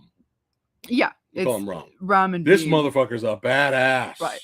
But we're introduced to his character. You want to briefly talk about him? The crux of everything, and there's no nice way to put this. Yeah, we're trying not to spoil it for you guys. There's no pleasant way to put this. Mm-hmm. There's no delicate way to put this. There's no undemonetizable way to put this. This takes place during the colonial times, the colonization times, where Britain ruled over India, where they had colonized India, they had subjugated India, and India was under the thumb of Britain. Right. And this is very, very, very much India is seen as the scum. Yeah. Brown rubbish. Exactly. How many times do I have to say that? Exactly. And it is very much the evil white people, and there's only one good white person in this movie. Right. And the Indian people are subjugated, and the white people are the yeah. And they have except for the one that was cool. That's what I'm saying. There's only one good white lady in this movie. And they have I don't want to it's kind of a consulate, but it's they have like this setup. It's not a consulate. What is it called? What would you call it? British well, they have you're set up, you're introduced to Ram. There's you meet his character, right, and you get his first action scene, right. So basically, after you introduce the Ram, and a very entertaining, I'm not ruining it for you guys, I'm not talking about it, very entertaining introduction, badass sequence with this character. You're introduced to him, okay, and then later you're introduced to Beam, right, who's a great character as well. Can we introduce their dynamic? Beam basically is trying to bring balance. He's from the village. He's from the village. He's trying to bring balance. To find Mally. He's trying to find Mally, And While- Rom right. is from the government side to go find the guy who has been assigned to find Mally. Right. That's the crux of But the they don't know story. what they don't. They you don't know who each other is. They don't know who each other is. They don't know what each other looks like. Right. That's right. that's the story. That's the meat of it, really. I don't think we need to ruin anything else. That's the meat of it. But throughout the film, but they when we're introduced to them, this is the only one thing I will spoil. They both of them don't know each other, right? They don't know, Beam doesn't know Rom's looking for him, right? They don't know each other. But they both try to rescue this kid. We have this sequence where they both try to rescue the kid. And this is a perfect example of how over the top and entertaining as fuck this movie is. So they have this crazy, insane, over the top rescue sequence, which is a lot of fun. And that's when they meet. After they save the kid, I'm not making this shit up, they both end up landing in the water. They both fall to the bottom of the water. And y'all love, Dylan, you son of a bitch from Predator, right? Y'all love that scene, right? The greatest manly handshake in movie history, right? Now imagine that underwater. Now, if this already is too over the top for you, don't bother watching the rest of the movie. Okay? You have to, if you're going all in, you got to go all in, just like we did. They run at each other in slow motion and do the Dylan, you son of a bitch, underwater. I was already smiling. And speaking of smiling, we were smiling throughout this whole movie. Yes. When was I can't even think the last time we smiled. Yeah. Throughout the entire film. Yeah. Until the movie got serious and dark, which happens. The movie actually gets serious and dark at points. But pretty much majority of the movie, I was smiling the entire time. Yeah. Okay. So I'll to try not to spoil anything. So because they don't know that they're who they're looking for when they do eventually meet up, right. They don't know that they're who. Right. So there is a point where they're talking to each other and they spend time together. Yeah. They become best buds. Chemistry is fucking the greatest thing I have ever seen. And their bromance, I was in heaven. She almost had a nosebleed. My nosebleed was out the fucking door. I was nearly drowning in my own goddamn blood. Y'all know what that means. I was just I could not stop smiling. My face hurt. I was having so much fun that when the music and the dance started, I did not give two fucking shits. No. It didn't break anything for me. No. I think there was only maybe 3 musical numbers.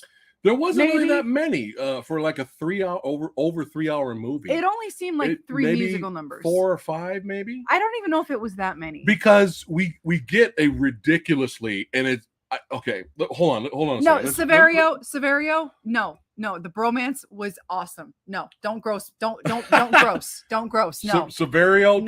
Trust me. Trust me. It's fucking great. No. It's hilarious.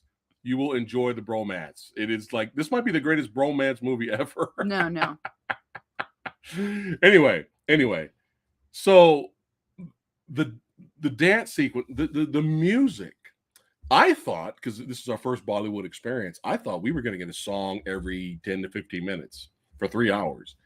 But there wasn't really that many songs. There's actually a dance sequence. No, the blood thing is a joke. The blood is a joke. You got to look up what that means. It's a joke. You got to look up what that means. Nosebleed, all right? Anime shit. It's a joke. Anime shit, all right? Anyway. Okay. Now, what did I just say earlier? We're not really into musicals unless there's something about the movie we like, right? Then we'll forgive it. Yeah. I can't believe I'm saying this right now. I can't believe I'm saying this live on the record here on the channel. I enjoyed every single goddamn song in this movie. Yeah. Who am I? Is this the multiverse? Yeah. Have we been replaced? You know, like I enjoyed every there's a lot of the songs, some of them are in the background really, and they tell the story. When the songs come up, they're all subtitled, and the songs are telling what's going on in the movie, and they're telling the story, and they're giving you kind of background information on some of the characters. So it's not like the song was like some we just need a song now, a pointless song. The songs work for the scenes in the movie, and a lot of the songs were in the background. There's a dance off, and when Samurai Guy says dance off, I want to throw up. I don't give a shit. What is that fucking drum line and fucking what was the popular dance off movies that came out? They were like sequels. Step Up, whatever the fuck. Oh, There was like God. another like dance off, whatever. I don't care. Okay, I can appreciate dance, but that's not my thing. There is a dance off musical sequence in this movie. My cheeks hurt because I was smiling so much and enjoying that sequence and enjoying the song. And I'm like, I can't believe this is happening right now. How is this happening? Right? There's even a part in the movie where it's a serious scene. It's a violent, serious scene. And there's a song in that, there's a ballad, and it works for the movie. This doesn't make any goddamn sense, guys. This doesn't make any sense. If this happened in any other movie that I watched, I'll be like, oh God. Like this serious violent scene, and the guy starts singing a ballad. Yeah. But it works for the movie, and you're emotionally attached to the characters. You care about the characters. You're invested and involved with what's happening. Did not see this coming at all. At all. And then when the movie decides to get really serious and really dark, oh, it gets really serious and really dark to the point where you forget that earlier in the movie there was a fucking dance-off musical number. That's how good this movie is. Yeah. This movie gets dark and violent and serious. And I was just I think I looked at you and I was like, we had a dance sequence earlier, right? We had like a dance-off, right? Yeah. Yeah. And the two leads, so much chemistry. You care about both of their characters, and you understand their motivations for both characters. Yeah. Now, I'm smiling so much and thinking about this movie. I want to watch it again. I'm not gonna lie. But let's get to okay, Samurai Guy's enjoying this film, but why does he really like it? What is it? Is there a catch here? I'm about to tell you right now, and I'm not ruining a goddamn thing. Every single action set piece in this movie is hilarious, wonderfully over the top, entertaining as fuck, that all you have to do is stand up and applaud the creativity. How the fuck did they come up with this shit? It is so entertaining. Every single action set piece almost could be a finale to an action movie. And every single action set piece in this movie, this over the top, beautifully over the top set piece in this movie, outdoes the one before it. This movie scratches the action itch. And I was not expecting that at all. I was expecting to be entertained at best. But I'm going to tell you guys, Samurai Guy was cheering by the end of the movie. There is an action sequence. Okay. Hold on a second. Man, the sex bots are on the prowl. It's the same goddamn Yeah, channel. just keep blocking them. Fucking. They just keep creating the same fucking channel. It's over and fine. over. It's Keep fucking blocking them. They're ridiculous. trolls. Keep blocking them. Anyway, you guys, if you want to watch this for action, you will not be disappointed. But you got to remember, this is over a 3-hour movie. Okay, over 3 hours is not for everyone, but it's on Netflix. Every single action set piece outdoes the one before it. And again, by the end, Samurai Guy was cheering. I was like, give me more. lot of violence, a lot of brutality, a lot of fun, a lot of craziness. Could not stop smiling. There is a sequence in this movie that involves 2 rifles. I will not spoil that for you. When the sequence began, I was like, "Oh, please give me a fight scene." When it started, I was like, "Give me a fight scene." I was not expecting what was going to happen after that. That it exceeded my expectations for just a regular fight. Oh no! When you get to that 2 rifle action sequence, I was like, "Get the fuck out of here, man!" I think I kept looking at, I kept throwing out just for fun. This is the greatest movie ever made. I kept just for fun. I kept throwing that out just because we were enjoying ourselves. Mm-hmm. Now, what did I say not too long ago about Idris Elba's Beast coming out? That could possibly still be a good movie. But the lion looks fake. The lion looks like CGI lion. So it kind of takes you out of it. I was enjoying, but still might be a good movie. It's called Beast. I was enjoying this motherfucking movie so much that I did not give a shit about all of the CGI animals in this movie. Could care less. That's how much fun we were having. Still enjoyed it, even though I had songs and musical numbers and a dance off. Still enjoyed it. It had CGI animals everywhere. Did not care. My emotions were all over the place. And it's been a long time since we've enjoyed a movie, was pleasantly surprised by a film that much. Now, again, I read some reviews where people were like, "This is overrated, they didn't like it." Blah, blah. I even came across some reviews where they were like, "Yeah, the action scenes were kind of outlandish, but nothing special." And I would like to say to that person, it's okay if that's how you feel. But I'd like to say to that person, name an action movie right here in America right now that has action scenes that over the top or that creative. I'm waiting. It doesn't exist right now because Bollywood has their own type of style of action. It's their genre.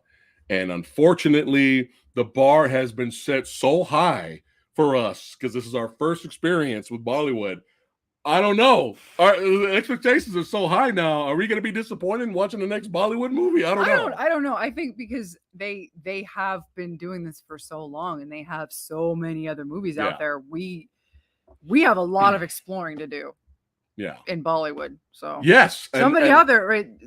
Reza just said, speaking of Beast, seek another Tamil Indian movie called Beast if you like RRR. Okay.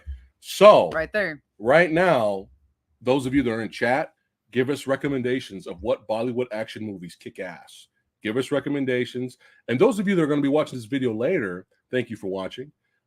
Again, give us recommendations in the comments of really kick-ass action movies. I might start reviewing them. I reviewed this one. Hey, you never know. So, again, the movie itself pleasantly surprised us. And to the point where even the musical number in the end credits, she's tapping her foot. Samurai Guy's over here doing this. Oh, what? Oh, shit. Oh, what? What? Yeah, I was over here jamming at the end and laughing, smiling, having a great time watching this insanely over-the-top, violent movie with comedy, characters you care about. And I was completely blown away. This may not be for everyone, but we're giving our experience with it. Yeah, 3 hours is a lot to ask, and musical numbers is a lot to ask. Over the top is a lot to ask for people. It's it's hard, right? But we've seen some of them, like clips, so we knew. All right. And lady from a scene, Jen. No, I told her about Jen. We talked about that, Chase, in our best and worst movie of the year video. I already talked about Jen. I bitched about it. I was fucking horrible. All right. Now, enough gushing about RRR. I think we did a phenomenal job not ruining any spoilers for the movie. It's a fun time, man. If you guys got 3 hours to kill, it's a great time. And there's nothing here right now like it. I can't even tell you how much I love this movie. I want to watch it again. I hope it's just smiles. I hope we get a 4K release. I hope we get a 4K. Netflix only had the Hindi language, and you could tell that it was dubbed in Hindi. You could tell that there was another language. I think it's Tamil.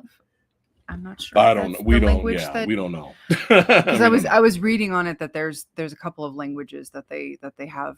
Okay. There's maybe that's why they were calling him Ram. Well, there's different languages that they have in India, and I think Tamil is one of them. Right. Okay. Sorry if I got that wrong. Dialect. Okay. All right, it's time to rate this. The chemistry between those two. Oh my god, I was in love. I was in absolute love with these two together. It's fucking hilarious, guys. Look at this shit. This is hilarious. This is so much fun, man. Oh my god. And you never think with a movie like this, especially when you get a extremely entertaining dance-off sequence, that it would be violent and just a lot of fun, a lot of action, over the top goodness. So time to rate RRR, man. Let's go. Okay, now remember, this is my first Bollywood. It's our first film. movie. We're just talking about our experience. Go ahead. So, keeping in mind that we've never seen a Bollywood film before, right? And just clips of the action, but so we don't have anything else to pull from. But a good movie is a good movie. A fun movie is a fun movie. Yeah. Chemistry is chemistry. A fun time is a fun time. Creative action sequences, man. I'm going A+. A+. There you go. A+ from Lady Fat Blood for RRR. All right, Samurai Guy. What am I going to give it? I think y'all know what I'm going to give it. But I think it's funny when I'm a fan of something. I'm a huge, huge fan of something. It's funny how movies surprise you. I'm a huge fan of something and still couldn't give it high praise the way I wanted to give it. And then I come across something I'm not really a fan of, never even bothered to watch. I respected it, but I never really bothered to watch. And I'm pleasantly surprised. So Samurai Guy is given RRR. Booyah! A+ for RRR, baby. A+ for fun. 3 hours of fun. And some dark, violent shit as well.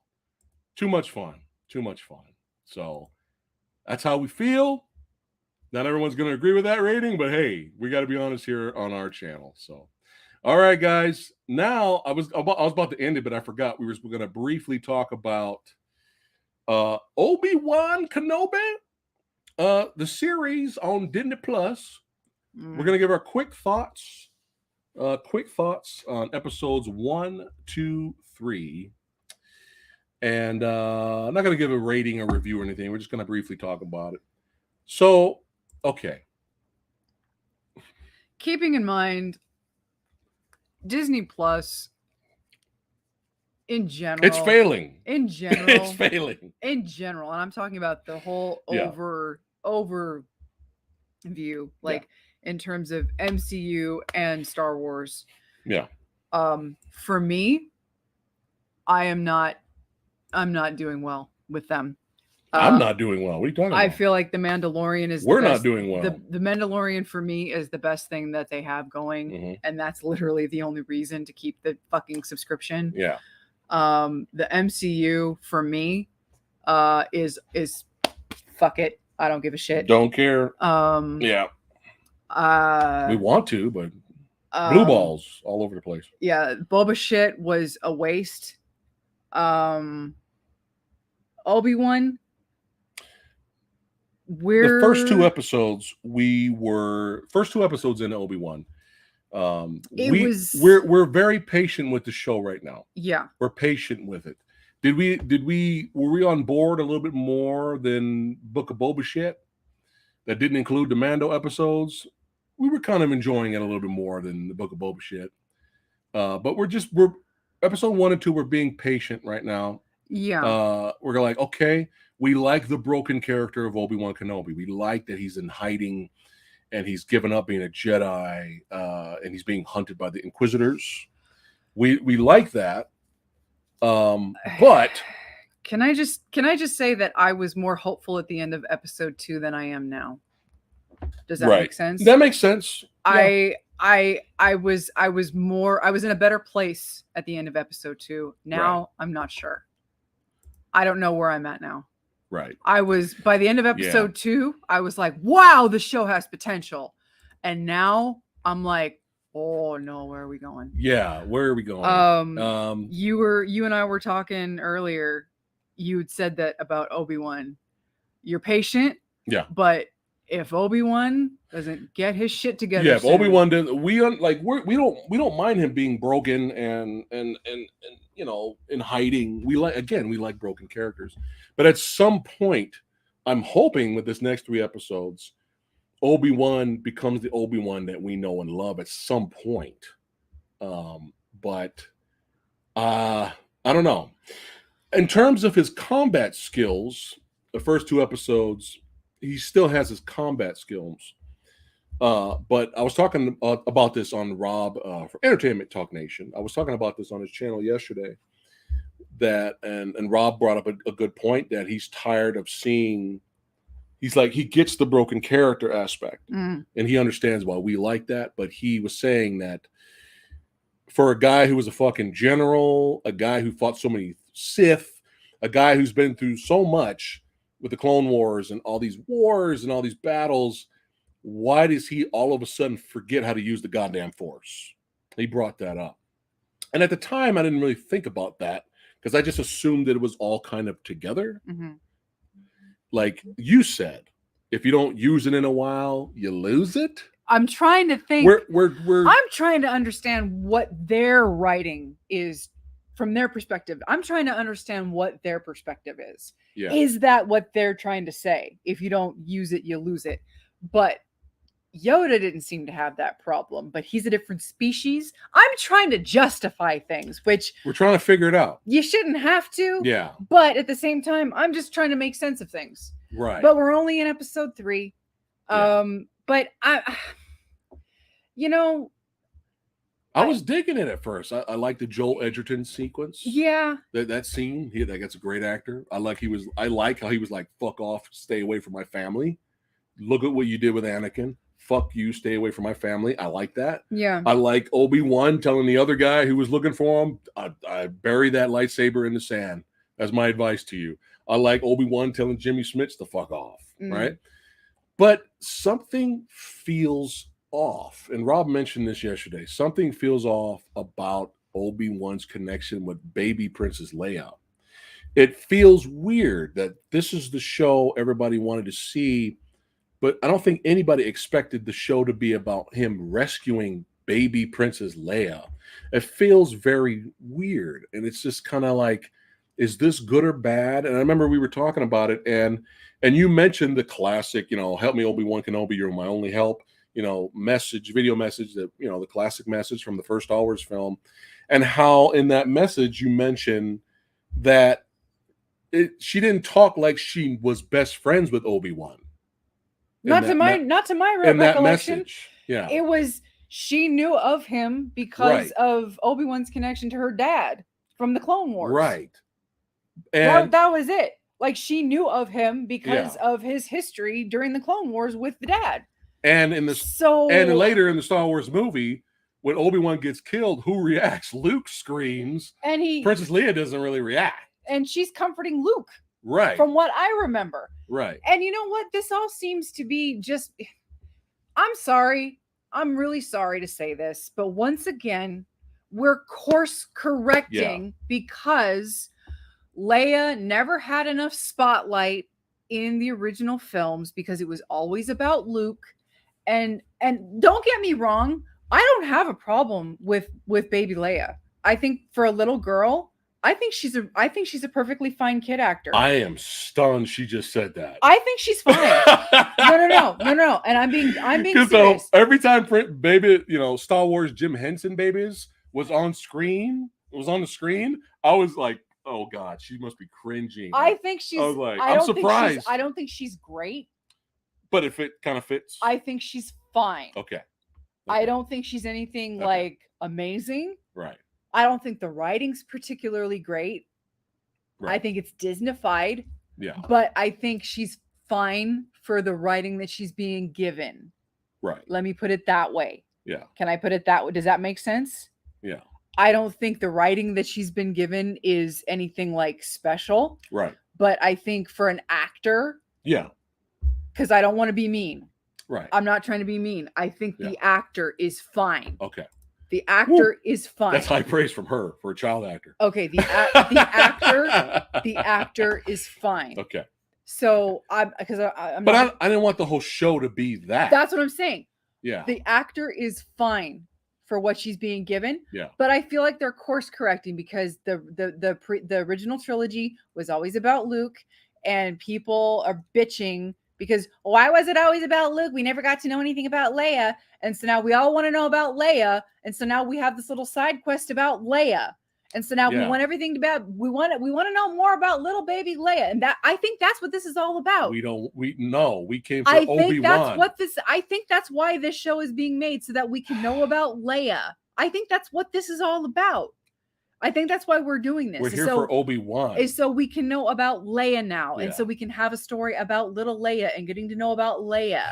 I think that's what this is. Yeah. Now, once again, we're course correcting, and we have this little side mission with her. Yeah. Just for the sake of getting to know about Leia. And, because we have to make her more important now, which, okay, I understand that because people want to know. Do they? To the point of... do they want to know? Some people. On a show called Obi-Wan? Some people do. But remember, it's all about bait and switch now, because that's what Disney does. Yeah. That's what modern writing does. All right. Every single Disney Plus series has done this. Mm-hmm. And so now we're doing this with Obi-Wan, making, for some reason, we can't have our heroes look strong anymore. Right. And, I was really on board at the end of episode 2, where he found out that Anakin was still alive, and you had that great shot of Obi-Wan's face looking all freaked out because when he found of Ewan McGregor's really great performance in that scene where he's got PTSD. He freaks out. Yeah, and that looked great and everything. But here is the problem that I had kind of straight away. And again, this has nothing to do with the actress. Yeah. The Reva character. Yes. Nothing to do with the actress, though, because it's not her fault. No, it's not. It's not her fault. No, it's not. I am concerned about her. I'm concerned about her character, because once again, instead of writing a character that has clear motivation up front, we're giving you the mystery box character of, ooh, what's her motivation? What's her secret? Because we got to keep the audience watching, and what's going on with her? Yeah. And in the meantime, we're left with this, who is this one-note cartoon villain character? Yeah, that's the problem with her. And her writing is shit. Mm-hmm. And so we have this poor actress who's left to fend for herself with this shitty dialogue. Mm-hmm. I feel so bad for her. Yeah. I feel so bad for her right now, because you have this unknown character who's come out of nowhere, who has to fend for herself. Who at this point is kind of the main villain until, if we might as well go into episode 3 a little bit. Spoilers. Well, yeah. Everyone knows by now Vader shows up, but yeah, go ahead. Yeah, but I feel so bad for her because you have this new character. Yeah. Unestablished, who has to come into this new show. Yeah. You don't know what her motivation is, because they refuse to have a character who has motivation straight out of the gate. Yeah. So you have this new character in a Star Wars franchise that, with shitty writing, shitty dialogue, and she's left to fend for herself. Obi-Wan. Yeah. So she has literally been set up to fail, and she has nothing to work with. Mm-hmm. So I fear for her that the payoff is not going to be worth the setup. The way she was acting, she was so over the top and cartoony that even if you casted a guy in this part, Revo, and it was a guy, I would have the same reaction. Who the fuck is this jackass? Absolutely. The fuck is this guy? Get this guy the fuck out of here. I had the same reaction, even if it was a guy playing the part. No, it wouldn't have mattered. But here you go. Hey. Yeah. Obi-Wan, come out and play. Yeah. But yeah, just what are they doing? Yeah. And I said to her, I was like, look, at this point, because of how she's acting, I'm expecting Obi-Wan to have obliterated her entire family. or killed her lover. And if that's not the case, and her only motivation for being cartoony is she just wants to please Vader and move up the ranks. If that's in the script Yeah. for the next couple of episodes, that's her only motivation. Yeah. That's it. Fuck this show. Seriously. And what's this whole line about Leia looking at Obi-Wan and saying, "Are you my real father?" And Obi-Wan looking at her, "Oh, I wish I was." What the fuck kind of writing is that? Since when? It's bad. What the fuck? What was bad writing. that? What was that? It was bad. That was some shitty, cheesy, trashy Disney writing. Yeah. I don't know what that was, but that was garbage.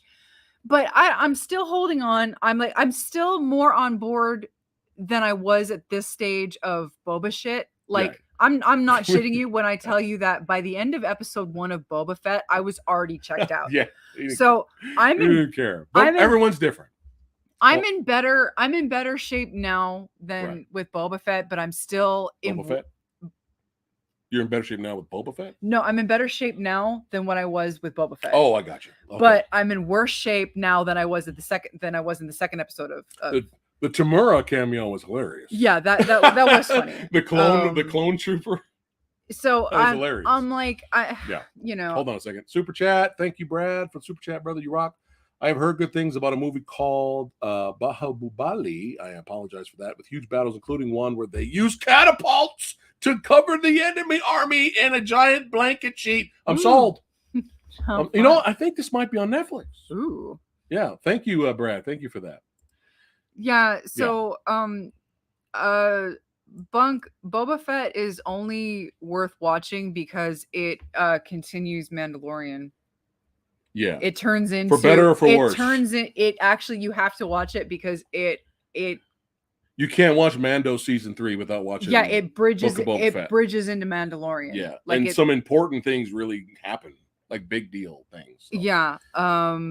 So yeah. Hold on. Thanks, Adam, for the super chat. It's hard to believe that these are the same people who made the Clone Wars. Are you serious? Oh dear. No way. I didn't know that. Yeah. Oh no. That's fucking terrible. I did not know that. That's horrible. I mean, I am, and then it's like you were saying, it kind of contradicts the whole meeting with Boba Fett and Vader. So let's get into episode 3. Everything's predictable, by the way. In the beginning of the episode, Reva, right? Reva was so cartoony, and the beef she had with the head Inquisitor guy, I was like, oh, she's killing him later, which happens in the second episode, right? And this is my problem with where the show is right now. Again, we're force feeding some kind of relationship between Leia and Obi-Wan. We're force feeding it. They knew each other. They were best friends before the first movie, which is weird. My other issue is, now, I'm going to be honest right now. I love me some Darth Vader. Okay? You know what I'm saying? You don't know the power of the dark side, right? Yeah, that's my shit right there. Empire Strikes Back, son.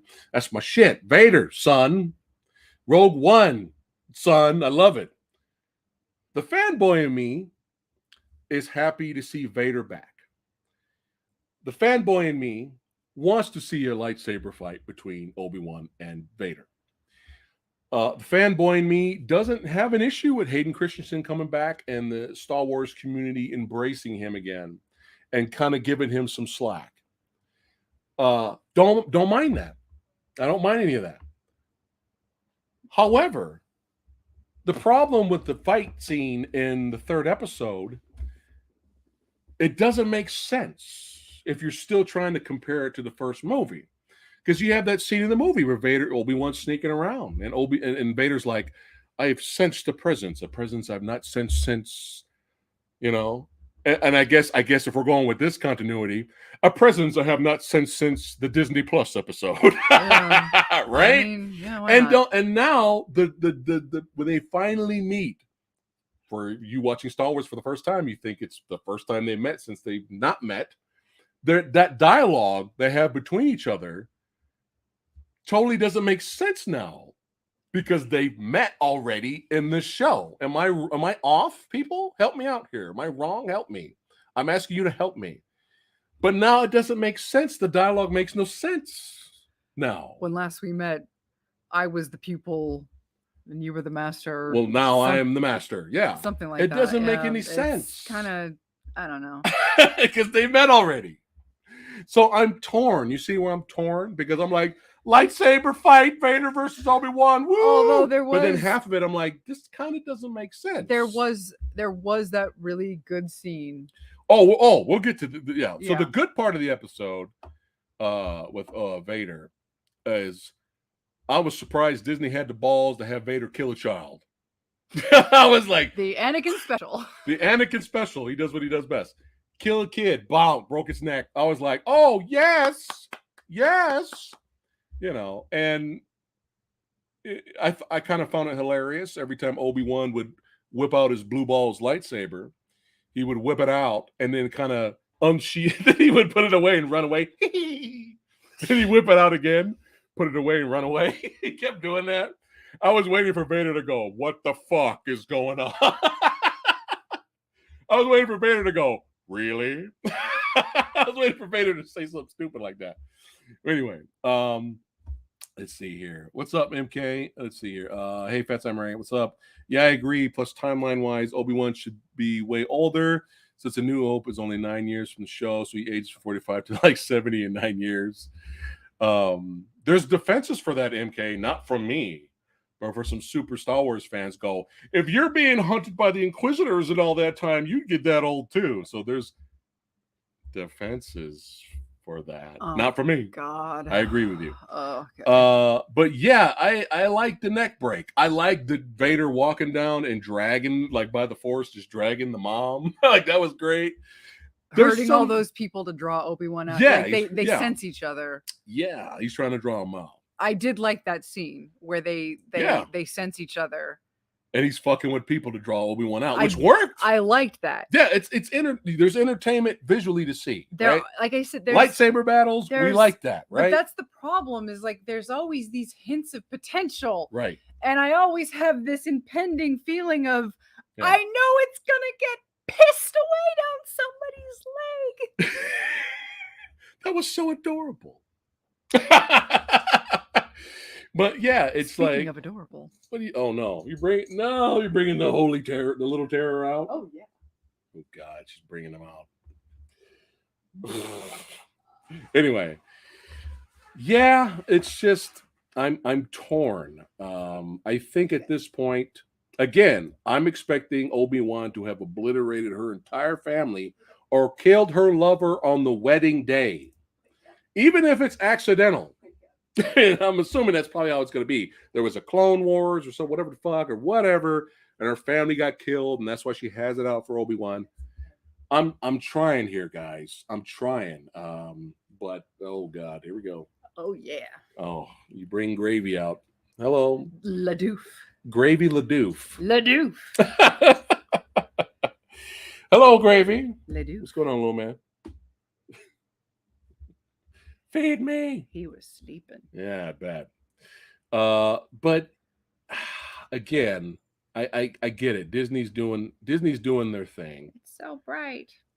They're making up their own story, doing whatever they want with the lore. I don't know. I don't know. At this point, hold on a second. See, I'm telling you guys, I could be wrong on this, but I'm sure he will get his will to be back to Prime. I hope so. Yeah. I hope so. I don't want this show to suck. I want it to be good. And everybody, I've seen a lot of positive reactions to episode 3. A lot of people love 3 because they're like, oh, episode 3 is fire.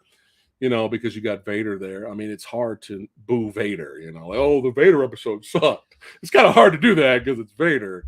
But it just feels off.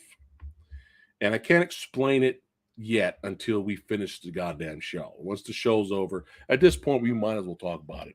We might as well do another recap with the rest of the episodes for you guys and hang out with you badasses and talk about it. But yeah, as of right now, Rob hates the show. Rob told me yesterday he fucking hates it. He's out. As of right now,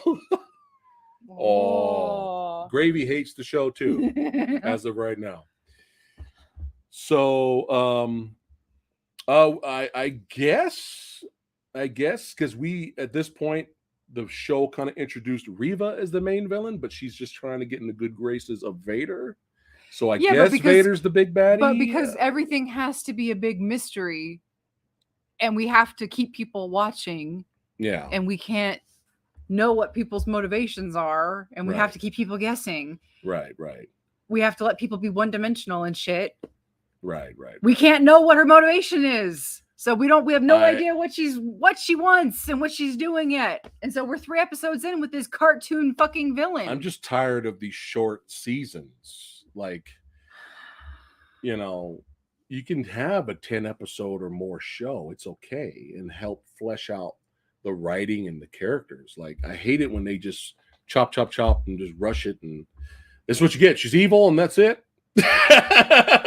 She's just evil, and she wants to be the leader of the Inquisitors because they look down on her, and she wants to be Vader's secondhand woman. And then I don't know. It's like, come on, and man. then most of the time, the big reveal isn't even that big of a deal. No. Like fucking. So you're saying I'm going to be disappointed? Like fucking. I'm going to be disappointed. Like fucking Moon Knight. Yeah. Like when we found out who, Moon Knight's story. When we finally figured out what Moon Knight and his character, Oscar Isaac's whole character, or his double-sided, his personality and what his whole story was. Deep psychological stuff. When we finally figured out, get it. When we finally figured out what his whole shtick was, it was like, wow, I still don't care. Yeah. Anyway, if you want any more detailed breakdown of what I think about Moon Knight, check out the Action Film Autopsy episode number 2. Me and Rick Myers talk about Moon Knight. We talk about what we liked and what we didn't like about the show. If you're interested. But let's see here. Rob says, Reacher, Night Sky, Stranger Things 4, all good shows to invest your precious time in. You just hate Star Wars, Rob. Meanwhile, my old ass is watching reruns of Cheers. Oh, my God. So I will say, overall, our thoughts. Gravy's not happy with the show. But overall, our thoughts are on Obi-Wan episode 1 to 3. We're fine. Skeptical. You like how I went from hopeful to skeptical in one episode. You like that fine, how I changed it at the end there? We're fine with it. Basically, we don't love it, but we don't hate it to the point where we're angry, cursing, and ranting at the camera. But give it time. If the next 3 episodes don't deliver, give it time. Either you never know. We might be like, you know what, it actually turned out all right. Thank God. Yay. We might be like that, or we'll be like, well, this was just as bad as Moon Knight. But it's Disney. Oh, God. Well, yeah, I guess we're just in the middle. We don't love the show. We don't hate it as much as we hated Boba Fett. We're like right there in the middle.